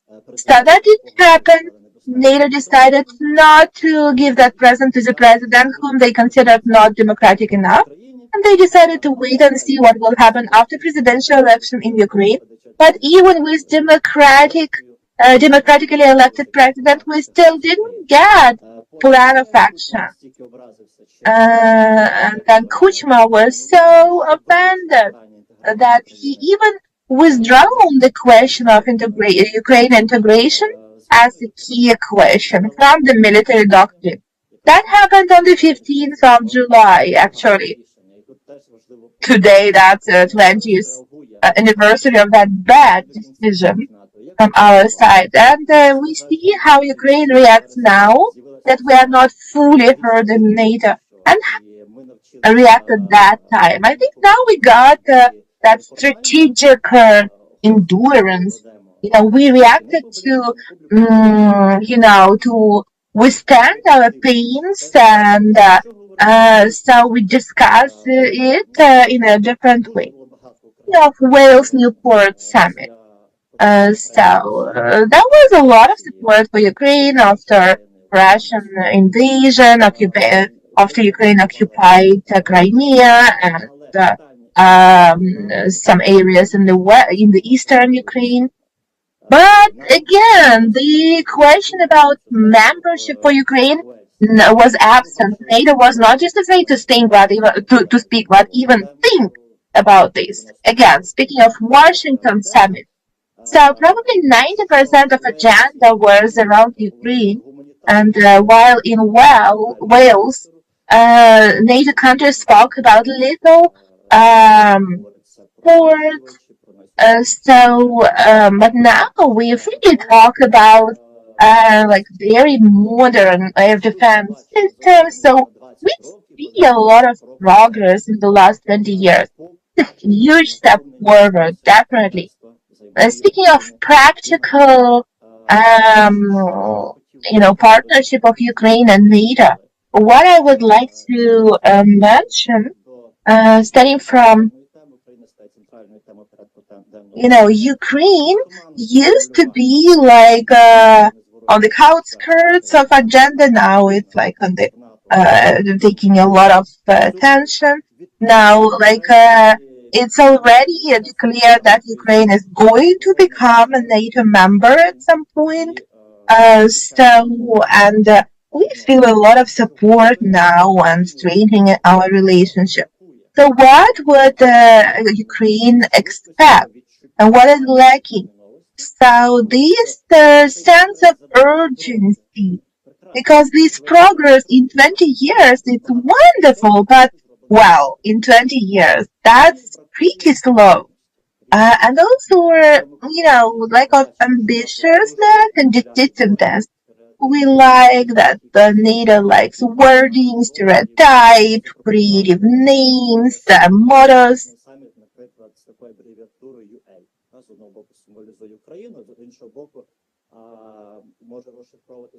Urgency, sense of urgency, and ambition. I would like to suggest next time to have a motto for next NATO summit, UA. From one side, it could mean ambition, and but from the other side, it's Ukraine. So, but of course, Russia. We all would expect more decisiveness from Russia, from NATO. That would give strong message to Russia. What do we want to see the nearest future? I can speak about experience of our center. We hope. We have successful stories of our relationship with countries who are key players. One of them is France. We all remember France during the summit in Romania when Sarkozy was in one duet with Merkel, and fortunately, France allowed that duet, and I think that's very good. That we need to analyze what did we do right. That France started to support Ukraine membership in NATO. Speaking of Germany and USA, especially USA, because I feel like in Berlin they sense strategic changes in USA, and so that will be very important. And we saw that link in providing weapons for Ukraine. But when we informally talk with Germans or Americans, because formally, of course, we hear that the country needs to do their homework, fight corruption, and that's very important, of course. But informally, we hear that Ukraine needs to be more careful in communicating their expectations because that is the very sensitive question during the elections campaign. And here we need to understand whom to work with. If American administration is afraid of political opponents, we need to work with Republicans. If Democrats and Republicans look in a similar way at the question of Ukraine membership in NATO, we need to work through influencers, through other means with the voters. We did it before with other countries. Now we do with US. But at last, before Washington summit, they advised us don't don't express too big expectations. I think that it's important not just to do management of our expectations, but management of own fears. Thank you so much. Well, thank you so much for this retrospective from 2004. So that gives hope from one side, but from the other side, it adds skepticism, like for the future, how many years, how many summits it will take in the future. Maybe I will repeat myself, but again, I wanted to say that the life from summit to summit influences the situation on the front line very little. But for us, that is the main thing for us. That's why, returning to that part of your speech where you mentioned the weapons. So what is the role of NATO there? Speaking of armament, so I would like to turn that question to all. So the last year of being General Secretary, Jens Stoltenberg became noticeably more active, bringing up suggestions that were approved and some that they were not approved, but he started to act. And now, so we say that here, now they say that so the goals on the territory of Russian Federation are illegal, but when we talk about using Polish air defense system to shoot flying objects on the territory of Ukraine, Jens Stoltenberg said no. Why?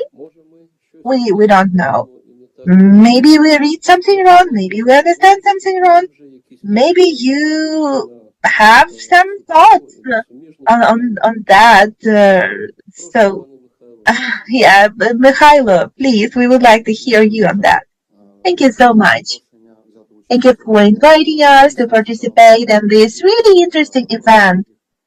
Because, this kind of brainstorming on the relevant topic is always very useful in order to determine new perspectives and determine where shall we go and what mistakes we possibly made before and what shall we correct, especially considering the fact that there are a lot of changes ahead of us. And I want to mention that this summit NATO, even though was greatly focused on Ukrainian topic, but there was one more topic that had a lot of kind of place in strategic discussions. That is possible changes of U.S. leaders, elections in U.S., and that can bring to kind of rethinking the role of NATO, both from the side of U.S. and from the side of Europe. Europe as kind of defense structure, maybe with strategic autonomy. Sometimes the president of France speaks about it, but in any case, they need to kind of rethink the alliance. So they need to kind of reconsider alliance. Yeah, I agree that is important, but also I agree with what Serhii mentioned before. But also speaking of kind of Ukraine and post-Soviet countries, so we feel that leadership and responsibility is lacking, because during all these years, NATO did take a leadership part in this process, so didn't take a responsibility for shaping this space. And the NATO problem is that this kind of recognition itself as a defense bloc. But without leadership and responsibility for regions that are located nearby and influence to defense and security, NATO still lacks those qualities. And again, communicating the fact why for Ukrainians it's so important, this word or process of invitation. I can explain, for example, my understanding. That has a political meaning, because when we speak about the irreversibility, and invitation, irreversibility is just a word, but invitation, that's the process of irreversibility that stops political bargaining about Ukraine. Are we in the gray, the geopolitical zone, or we are in the Western family already? So for me personally, until we have final decision that was reflected in some declaration stating that Ukraine is invited to become NATO member, so until that, NATO kind of gives signal to Russia to look at Ukraine as subject to bargain. So we know the thought of the candidate Trump, who said that he will call the sides for negotiation, and then there are a lot of details and format, so that will change a million times, but the approach that everybody understands that during the beginning of certain negotiations, the side will kind of show what they have in their hands. So, like if one says we want to take those territories, and one of Putin's key demands kind of not to allow Ukraine to become NATO member. So why for him it's so important? Because he understands that without Ukraine, he cannot build empire. And if Ukraine will be invited to NATO, it will be challenge for Russian empire, challenge to Russia. NATO doesn't want to look at it in this context, but I think that it makes sense. And the study from 2008, when at the summit in Bucharest, that was an opportunity to make it clear, is Ukraine in the gray zone or in the Western family? Because then it's all tactical decisions, like you can give us like a action plan, or shaping, or some actions for readiness. That tactic can go on for years. But for Ukrainians, it's important for us, to stop being considered as buffer zone. Again, NATO, of course, never said that they never. Of course, NATO never stated that they look at Ukraine as that buffer zone, but we perceive it this way, we Ukrainians. Again, this NATO summit, from tactical bureaucratic or organizational point of view, they're very successful, even more successful than Vilnius summit.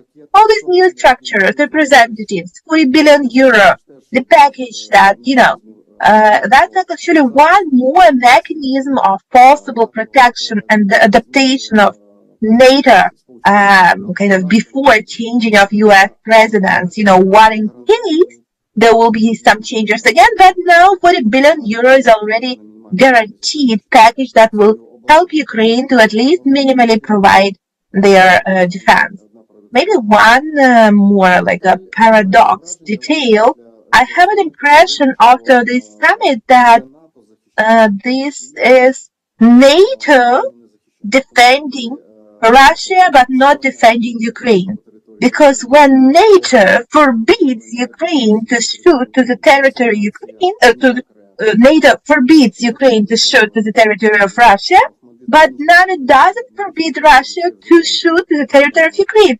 Because, we all agree that there was terrible event last Monday when Russians, with the perverted logic of Russian leadership, when they shoot Ukrainian hospitals, children hospitals, so when we hear a statement that we discuss possibility of the shooting to Russia territory, discuss the issue of Poland, probably, possibly protecting, but final decision, it was even like making Great Britain to withdraw their words, and that is something that's really discouraging for us, and that's a message that we are weak, nobody supports us, and so on.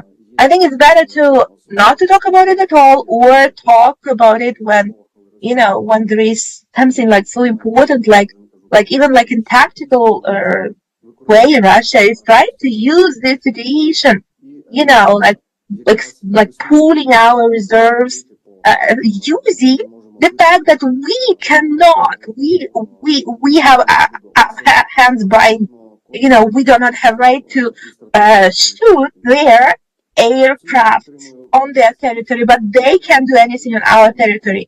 So, but the period of time comes when Ukraine needs to communicate both with Republicans, with Democrats, and again, we need to prepare for a very difficult and very important 2025, the year 2025, when we will need to solve some problems and maybe to kind of establish processes that will influence maybe like next decade. So we need to realize, we need to be aware of the importance of the moment.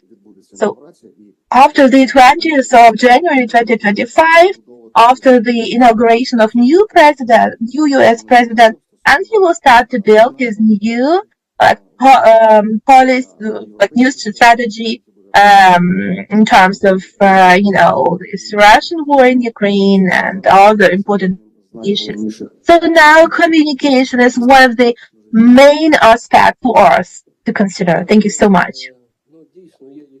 Thank you. Well, really, there are some significant events, some significant dates, 20th of January or next summit, but still, it seems to me it's important to keep in our mind and operate with the fact that we have the basic principle: nothing about Ukraine without Ukraine.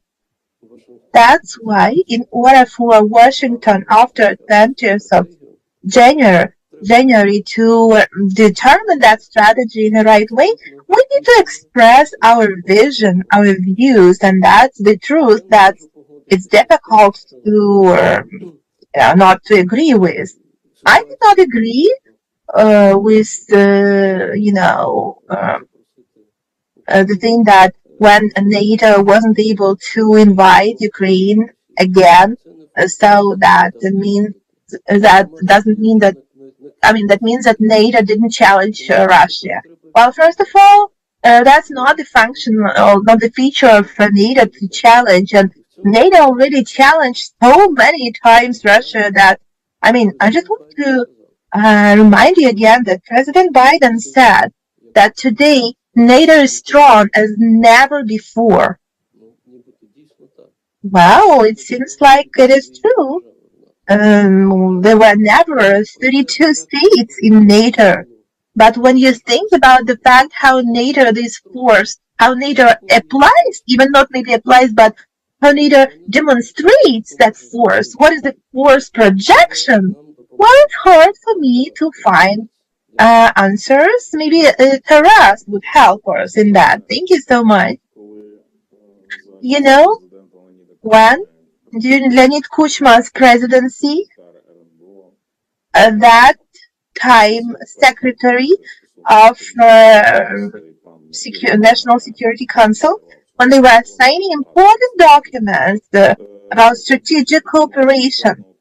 So I must say that well, I'm very grateful to Volodymyr Horbulev, who was the head of that council at that time.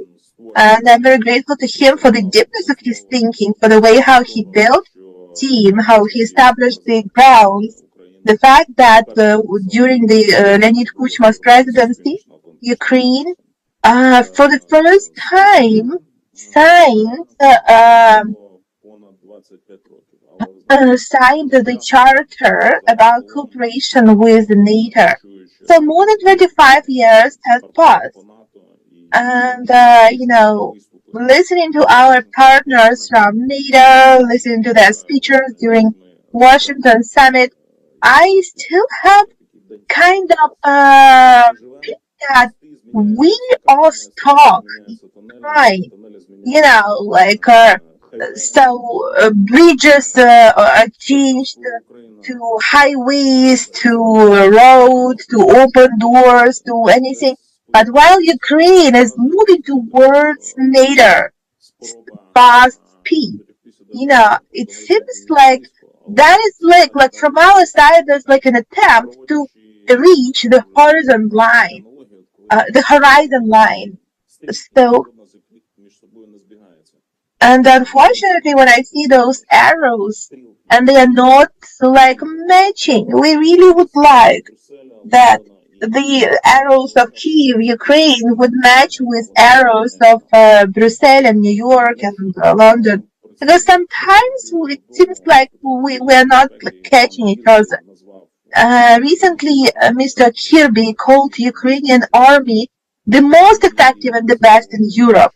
And together with Serhiy Volodymyrovich, as part of these armed forces of Ukraine, we know the real readiness and the motivation and professional level, because there was a lot said about the sacrificial heart of the Ukrainian army, about their boldness, but say that professional level is very high.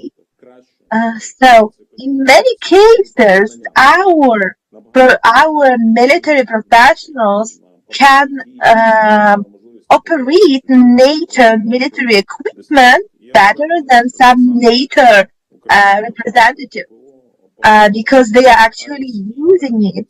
And the same as Ukrainian Air Defense Forces professionals, they can operate these air defense complexes even better.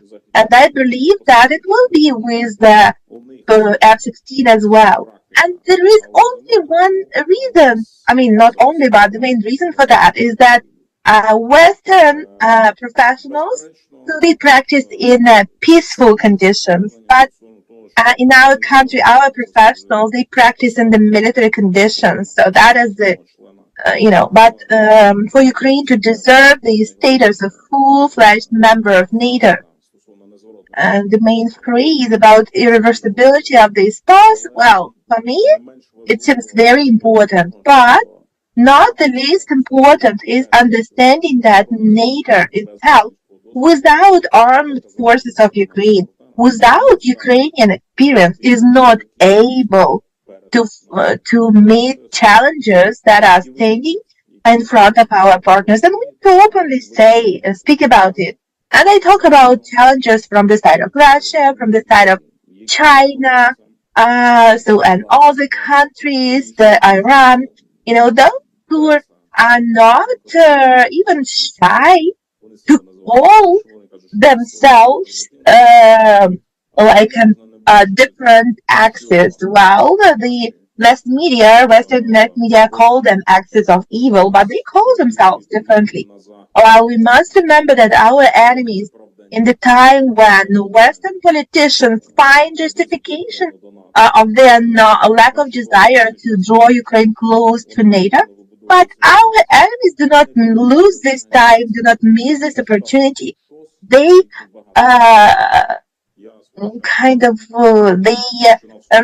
they do restructuring. I started my career in the Institute of Ukrainian Russian Relationship that does not exist for now. And by the way, that was created by NSDC, and we had like 100 people in the staff. But maybe next generation of workers, they didn't see the threat in it. So they didn't consider China seriously. But what do we now?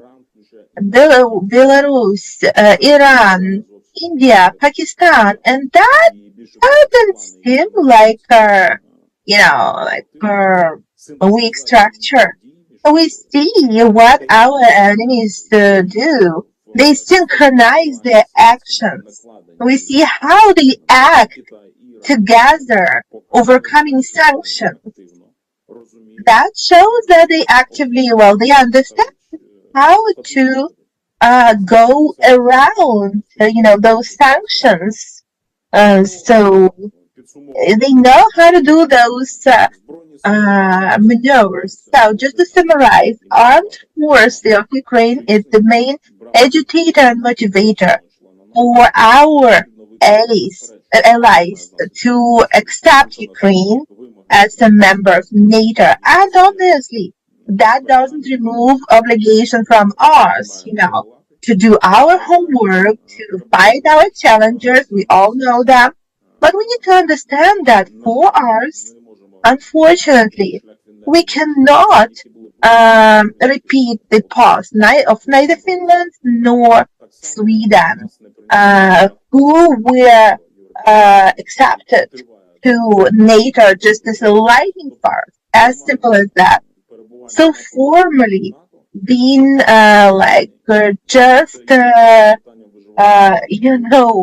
on the threshold of NATO, that's the question of survival for Ukraine. Because often speaking with our Western colleagues, we hear some records,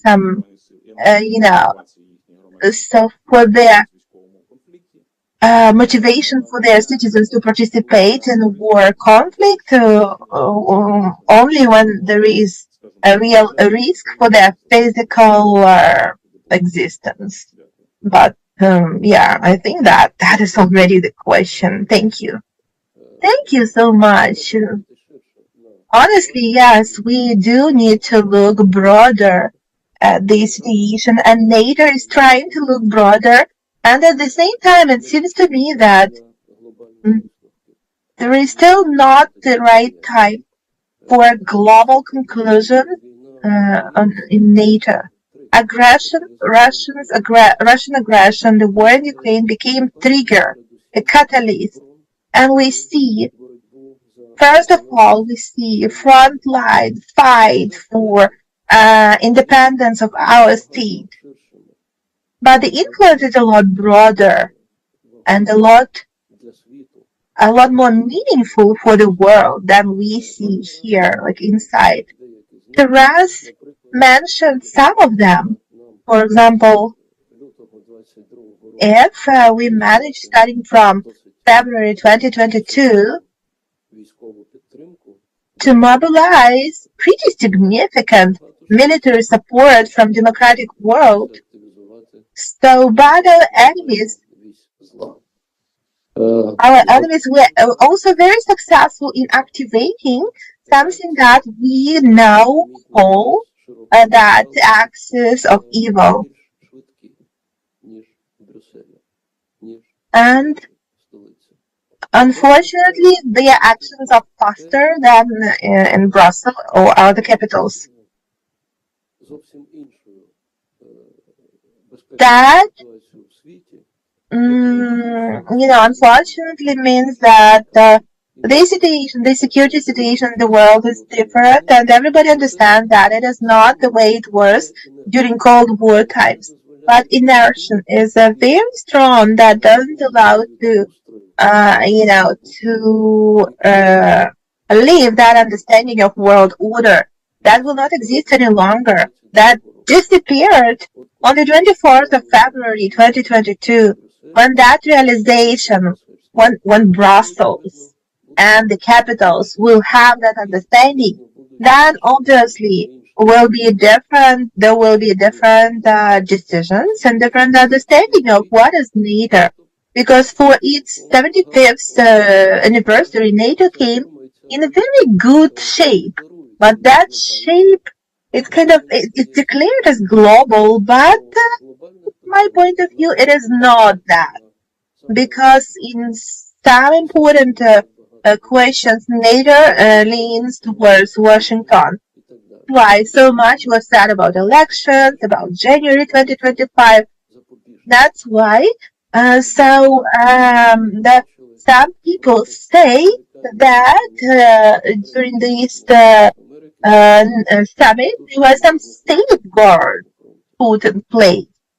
But unfortunately for us, that's, for our front line, so the time is very important. But we need to accept that there are these safeguards, they exist. And maybe, I would like to raise one more question. These new decisions that changed open door into the breach about Wiesbaden, new analysis center for Ukraine, decision about 40 billion euro that is not part of the fund. So what stands behind that, Wiesbaden? It was declared that it will be 700 people. 700, that's powerful. From the other side, we heard that United States of America are not going to do coordination functions, to give coordination functions from Rammstein to this center. So what shall we expect? What thoughts do you have on that matter, please? Thank you. Oleksandr Harev, Center of Defense Strategies. Well, first of all, I would like to suggest my opinion for this summit. Well, we don't need much time to analyze it. Just 4 months after Bucharest summit, full-scale invasion happened. I hope something that terrible will not happen. But this terrible impunity, we still make some important steps for improving collective security in Europe. So decisions that made. Well, if Trump wasn't one of the candidates in U.S. elections, would that breach to NATO exist? No, because as you mentioned rightly, that's one of the safeguards in case Trump will become president, and considering his attitude and plans, so that's why NATO created that structure. Number 2, 40 billion. That's the kind of dual obligation from countries not NATO's structure. So it will not come from NATO. So if Trump wouldn't be on the list, or anybody who would say that NATO is not needed, so that instrument would not exist. Next, speaking of the compact, so-called compact. First point is help with weapons now. Second point, future force. And third point, reaction from our partners, the future aggression. Honestly, as a person who is interested in theory of like international relationship, theory of conflict, and I'm also talk about nuclear conceptual grounds. So what need to be conditions for like in the future being to be able to so to resist that to restrain that nuclear state who is many times bigger than Ukraine. But that is enough for Ukraine to have success on the battlefield. But we remember in 2022 there was lost opportunity. In 2023 we were promised and not given something that actually brought to very sad results. And now they give us something to be able to manage Russian aggression, but not to win. Again, some criticism that was mentioned about lack of air defense systems. Yeah, by the way, some Patriots that was promised, that was great. Well, you have to have cynical view at the Senate, one air defense system and one word that forms new character of our relationship for the future. That's cynical view, but for me, technical and theoretical questions are still open for me, and I would like to just discuss them with representatives of our ministries, how they work on creating theoretical measures for restraining Russian situation.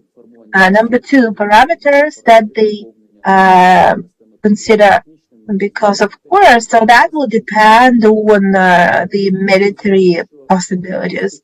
So for me, it's clear that the formula of success for Ukraine in membership in NATO, that's not our readiness. Well, as somebody said, political will, but yeah. But that's actually realization by all allies, maybe except of Hungary. The realization by all allies that there are more advantages than disadvantages from Ukraine becoming a NATO member. But for now, there are no invitation, no other steps that would allow Ukraine to come closer through the victory. So Washington is key in our work, considering the situation that is happening there now, possible Trump's, Trump winning elections. Because they do not see Ukraine, well, they do not even see NATO as necessary, and obviously they do not see Ukraine there. So we will hope that that political crisis in the USA will be over, to work a lot. Additional structures is very good as safeguard. It's very good for us, in order to strengthen our cooperation with NATO. First thing that Biden said after full-scale invasion was that Ukraine has the right to defend itself from armed aggression. We support, but neither U.S. nor their allies are the side of the conflict.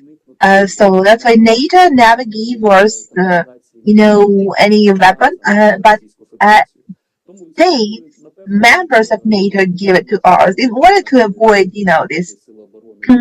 So we will need to continue our work to raise standards and to work on democratic and civil control.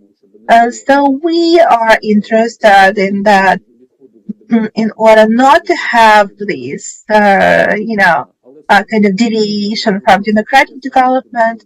But that is important. But in general, everything remained as it was before summit.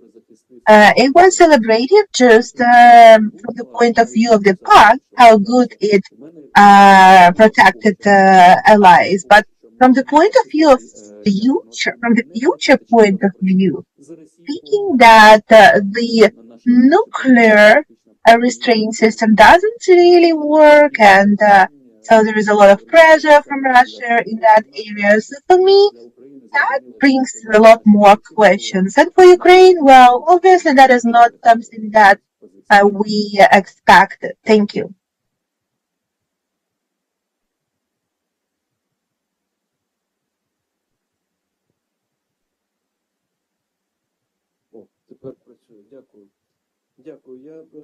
Thank you for fixing my microphone. I must apologize. I didn't invite one of our speakers, Oleksandr Musienko, out of the Center for Military and Legal Studies. Please. Thank you so much.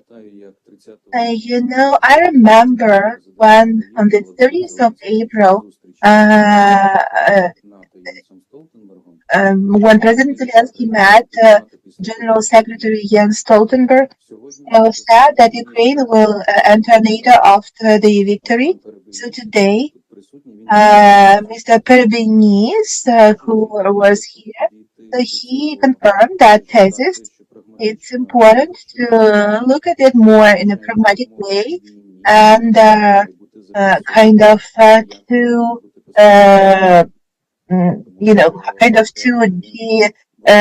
decrete what is the victory, and because it's important and we are striving for the victory, but we will need to have more like specific things.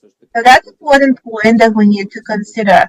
I think that I don't know, it doesn't mean that it after the end of active phase of war, military actions, because from my point of view, victory, that state that can come after Russia would sign any document and will admit, or at least de facto admit, says that we admit the state of things now. So that is a very important moment.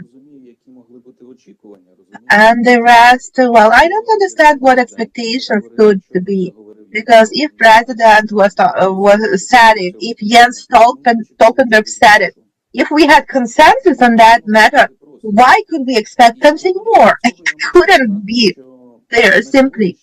So, and I also want to say that that's what today, I understand what challenges were at that summit, because NATO as an organization had to come up with something, kind of in what way to accept Ukraine, but without Article number 5, the right for self-defense. That's why they came up with that breach. Somebody didn't like the word, somebody liked it, but that's a construction that I need to work, in order not to push away Ukraine, because I perfectly understand that there are some expectations and moods in Ukrainian society. It's very important for these moods to not become worse.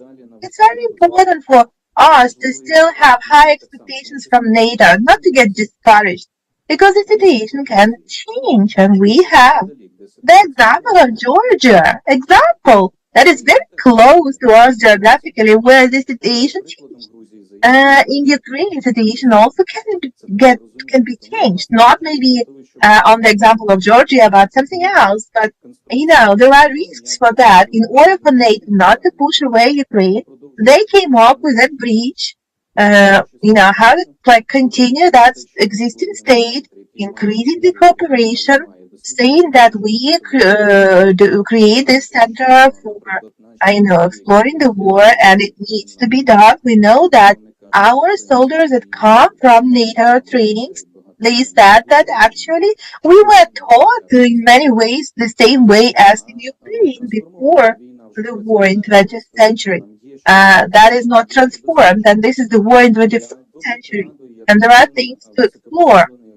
I remember very well how one high officer from the Netherlands, and he said, I'm an artillery soldier, and they always told me to look forward. And now we all know that we need to look up, because everything comes from there, but it's not actually, it's not adjusted to it. We have things to exchange. We need things to adjust. because in history there are a lot of things, that we take from NATO, but they were not checked in practice a lot.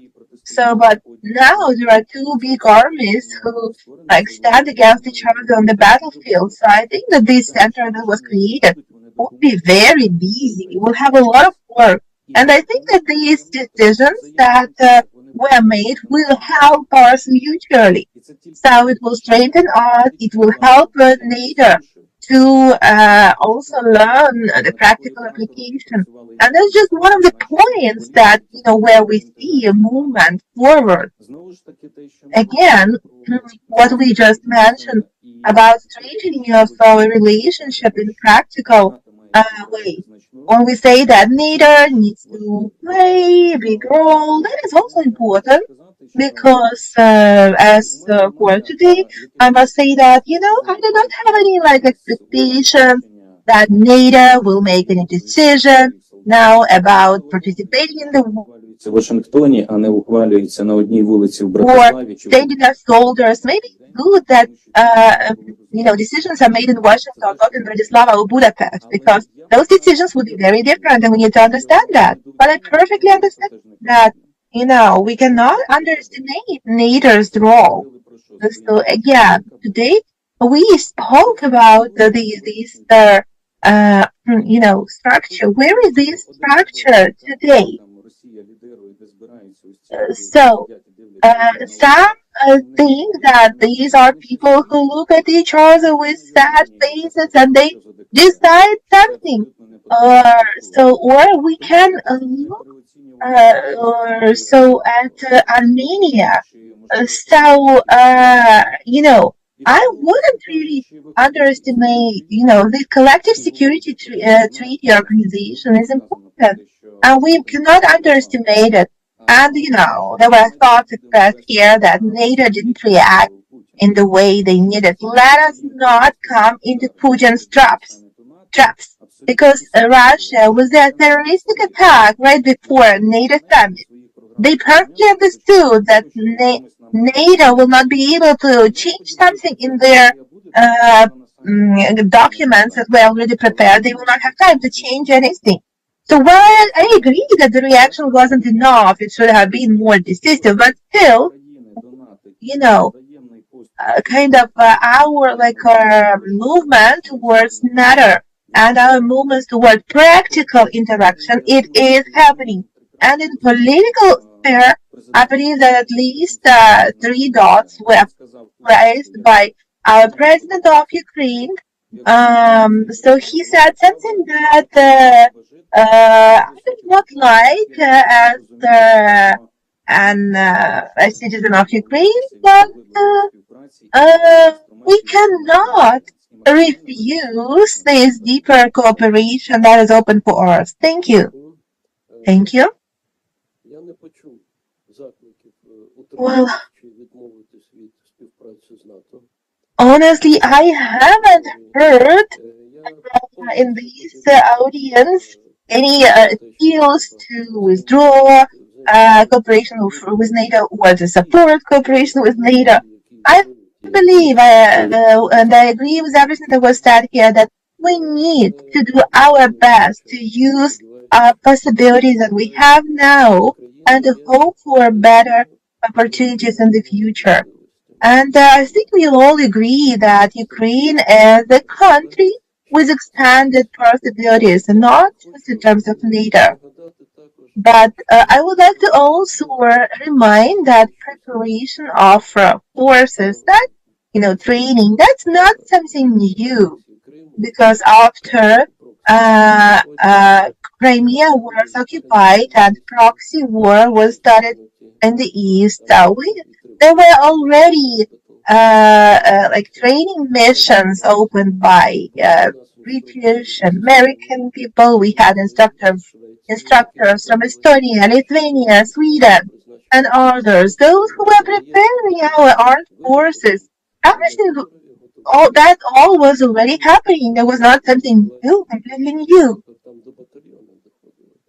And so they were preparing, and the input was very serious input in preparation of our armed forces and our capabilities. And in NATO terminologies, interoperability, that's a very precise term. So maybe now this possibility is limited to prepare armed forces, to train them in Ukraine. That's why it will be on different territory, but the time will come when it will be possible again. I would like to also draw your attention to the fact, to the important element that wasn't mentioned in our discussion today, because we were mostly discussing the decisions of the summit. But this situation and perspectives, future perspectives for our future cooperation, returns us every time to the question that we need to increase our own capability. So we need to develop our defense industry and also cooperate with NATO on that. So I also want to remind that in Washington, the day before the summit was opened, so that was the Defense Technology Summit. So that was also important. I don't know in details what was that about, but I know about European Union plans to assign a commissionary. So we have a commissionary in defense complex and send the representative to Ukraine, and that will be a beginning of not cooperation, but kind of that will be beginning of embedding, and I hope that with American system such processes will also take place. So Ukrinform opened like a representative in Washington, so we will see. So, what about weapons? What are our expectations? Whom shall we count on? Please.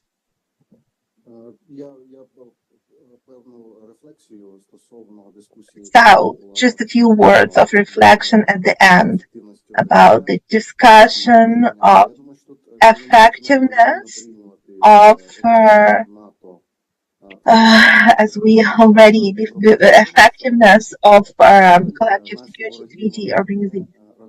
Unfortunately, our enemies, they do not calculate the amount of bureaucratic positions and so on,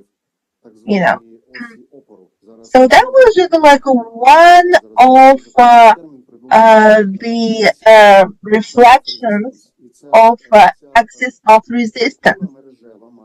And this is like a network structure, like matrix. It includes not just country, but also proxy. I mean, like terroristic organizations that are used by different forces in different regions, including private military companies that are used by the whole state, and the main principles and criteria of activities, of the activities is effectiveness of performing tasks. Speaking of India, I cannot say that they are the same partner of Russia as South Korea, as Northern Korea. I apologize. So of course not, but Russia, they have their own interests, political, economical, and unfortunately, they can manage it. It works, and that's for sure that NATO in the linear,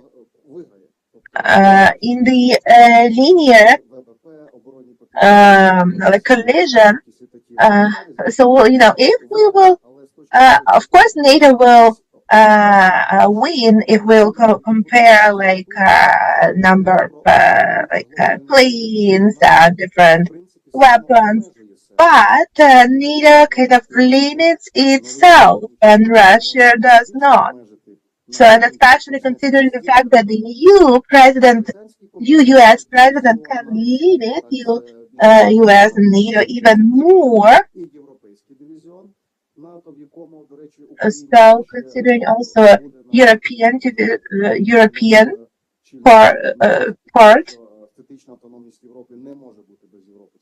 And I think that also autonomy of Europe cannot exist without Ukraine. So it's not worth it to compare effectiveness of different organizations. It's important to look at different matrices that are formed now, and these axis of resistance that is less bureaucratic, but unfortunately more effective in achieving the goals that they set. So, and actually it's interesting that their participants can be either competitors or even like enemies, like India, Pakistan, but they are able to solve their problems and, so despite everything. So I support, I agree, speaking of armament, that Ukraine is working towards, European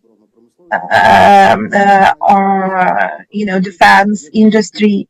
So, and actually European defense industry is still problematic because it's competitive inside of that system.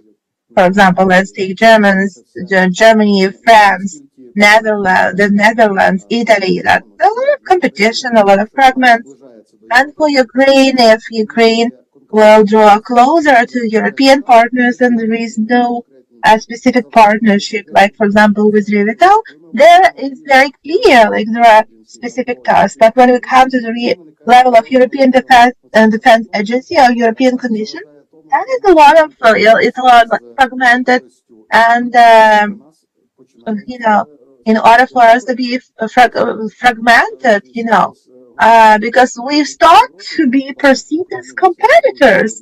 For example, as agricultural farmers, they see Ukraine as one of the competitors, and the same way they look at us as one of the leaders of defense industry, especially considering our war experience that is very unique.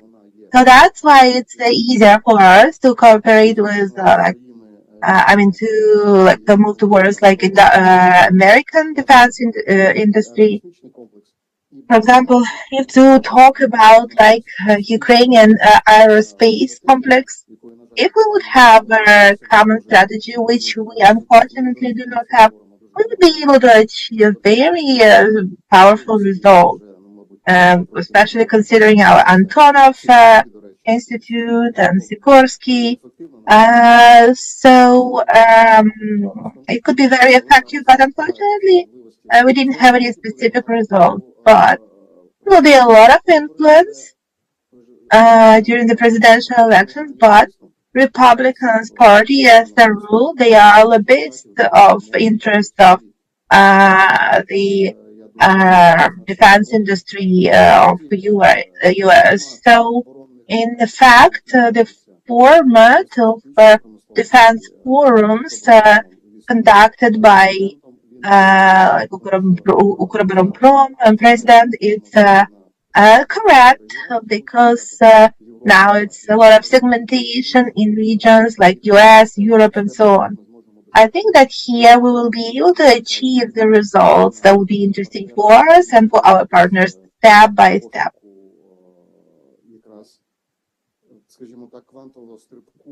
Again, considering the search for searching this quantum leap. So for them, it's still something new, but for us, it became our everydayness. So that is something that Ukraine can implement together with our partners, and I believe it will be very important and successful. Thank you. Thank you so much. Well, few times was mentioned the Collective Security Treaty Organization, and I remember once I asked who is General Secretary of that organization. Nobody knew. Everybody knows in the whole world who is NATO General Secretary. But that's also very, important. Speaking of these security defense industry complex, наша радість, наше задоволення від того, що додаткові системи Patriot. Well, obviously, we are so happy to get additional Patriot system, but still, we are still sad by the fact that back in February, half a year ago, President Zelensky mentioned that we needed minimum 7 complexes, and he started on the level of Ukraine NATO Council and Ministers of Defense. And after half a year, they gave us 5, and they said they cannot find 7. And this 5, it's not now, it's in the future. Blinken said that, the planes are already on the way to Ukraine. Maybe, but we don't know when they will be in the air, and we don't know that. We heard that 1 million bullets from from European Union was to come last year. How many of them still arrived to Ukraine? I still don't know. European Union stopped mentioning numbers. We hear a very optimistic initiative from President of Czech Republic about additional billion of bullets that were to find somewhere outside of NATO. Today we hear that Ukraine will get 100,000 per month, starting from some month. So even finances do not solve everything. So that's why it's important to produce it on our own. And it's important to look for a possibility to attract investment and intellectual capabilities. So our time is over. We haven't discussed one question that is also very important for me, but maybe we will keep it for our next round table. That's safety in Black Sea. So that is the independent question that is connected to NATO, connected to US. But first of all, it's connected to us, to the future of Ukraine, to the to the international relations of our state. So we'll just leave that question, and now let's focus on helping and supporting our government, our parliament, if they need it, in implementing decisions of Washington summit. We need to also raise awareness among Ukrainian citizens about, Washington summit, about what happened, what decisions were made. Because it's not just NATO is responsible for Ukraine becoming a member. We also first of all, we are responsible, for things, including conducting all the reforms that are expected from our state. I appreciate our wonderful participants. I appreciate our organizers and translators. Thank you for your input, and see you at the next round table. Again, I want to thank all of you, and we're always happy to see you both at the individual meetings and at round tables.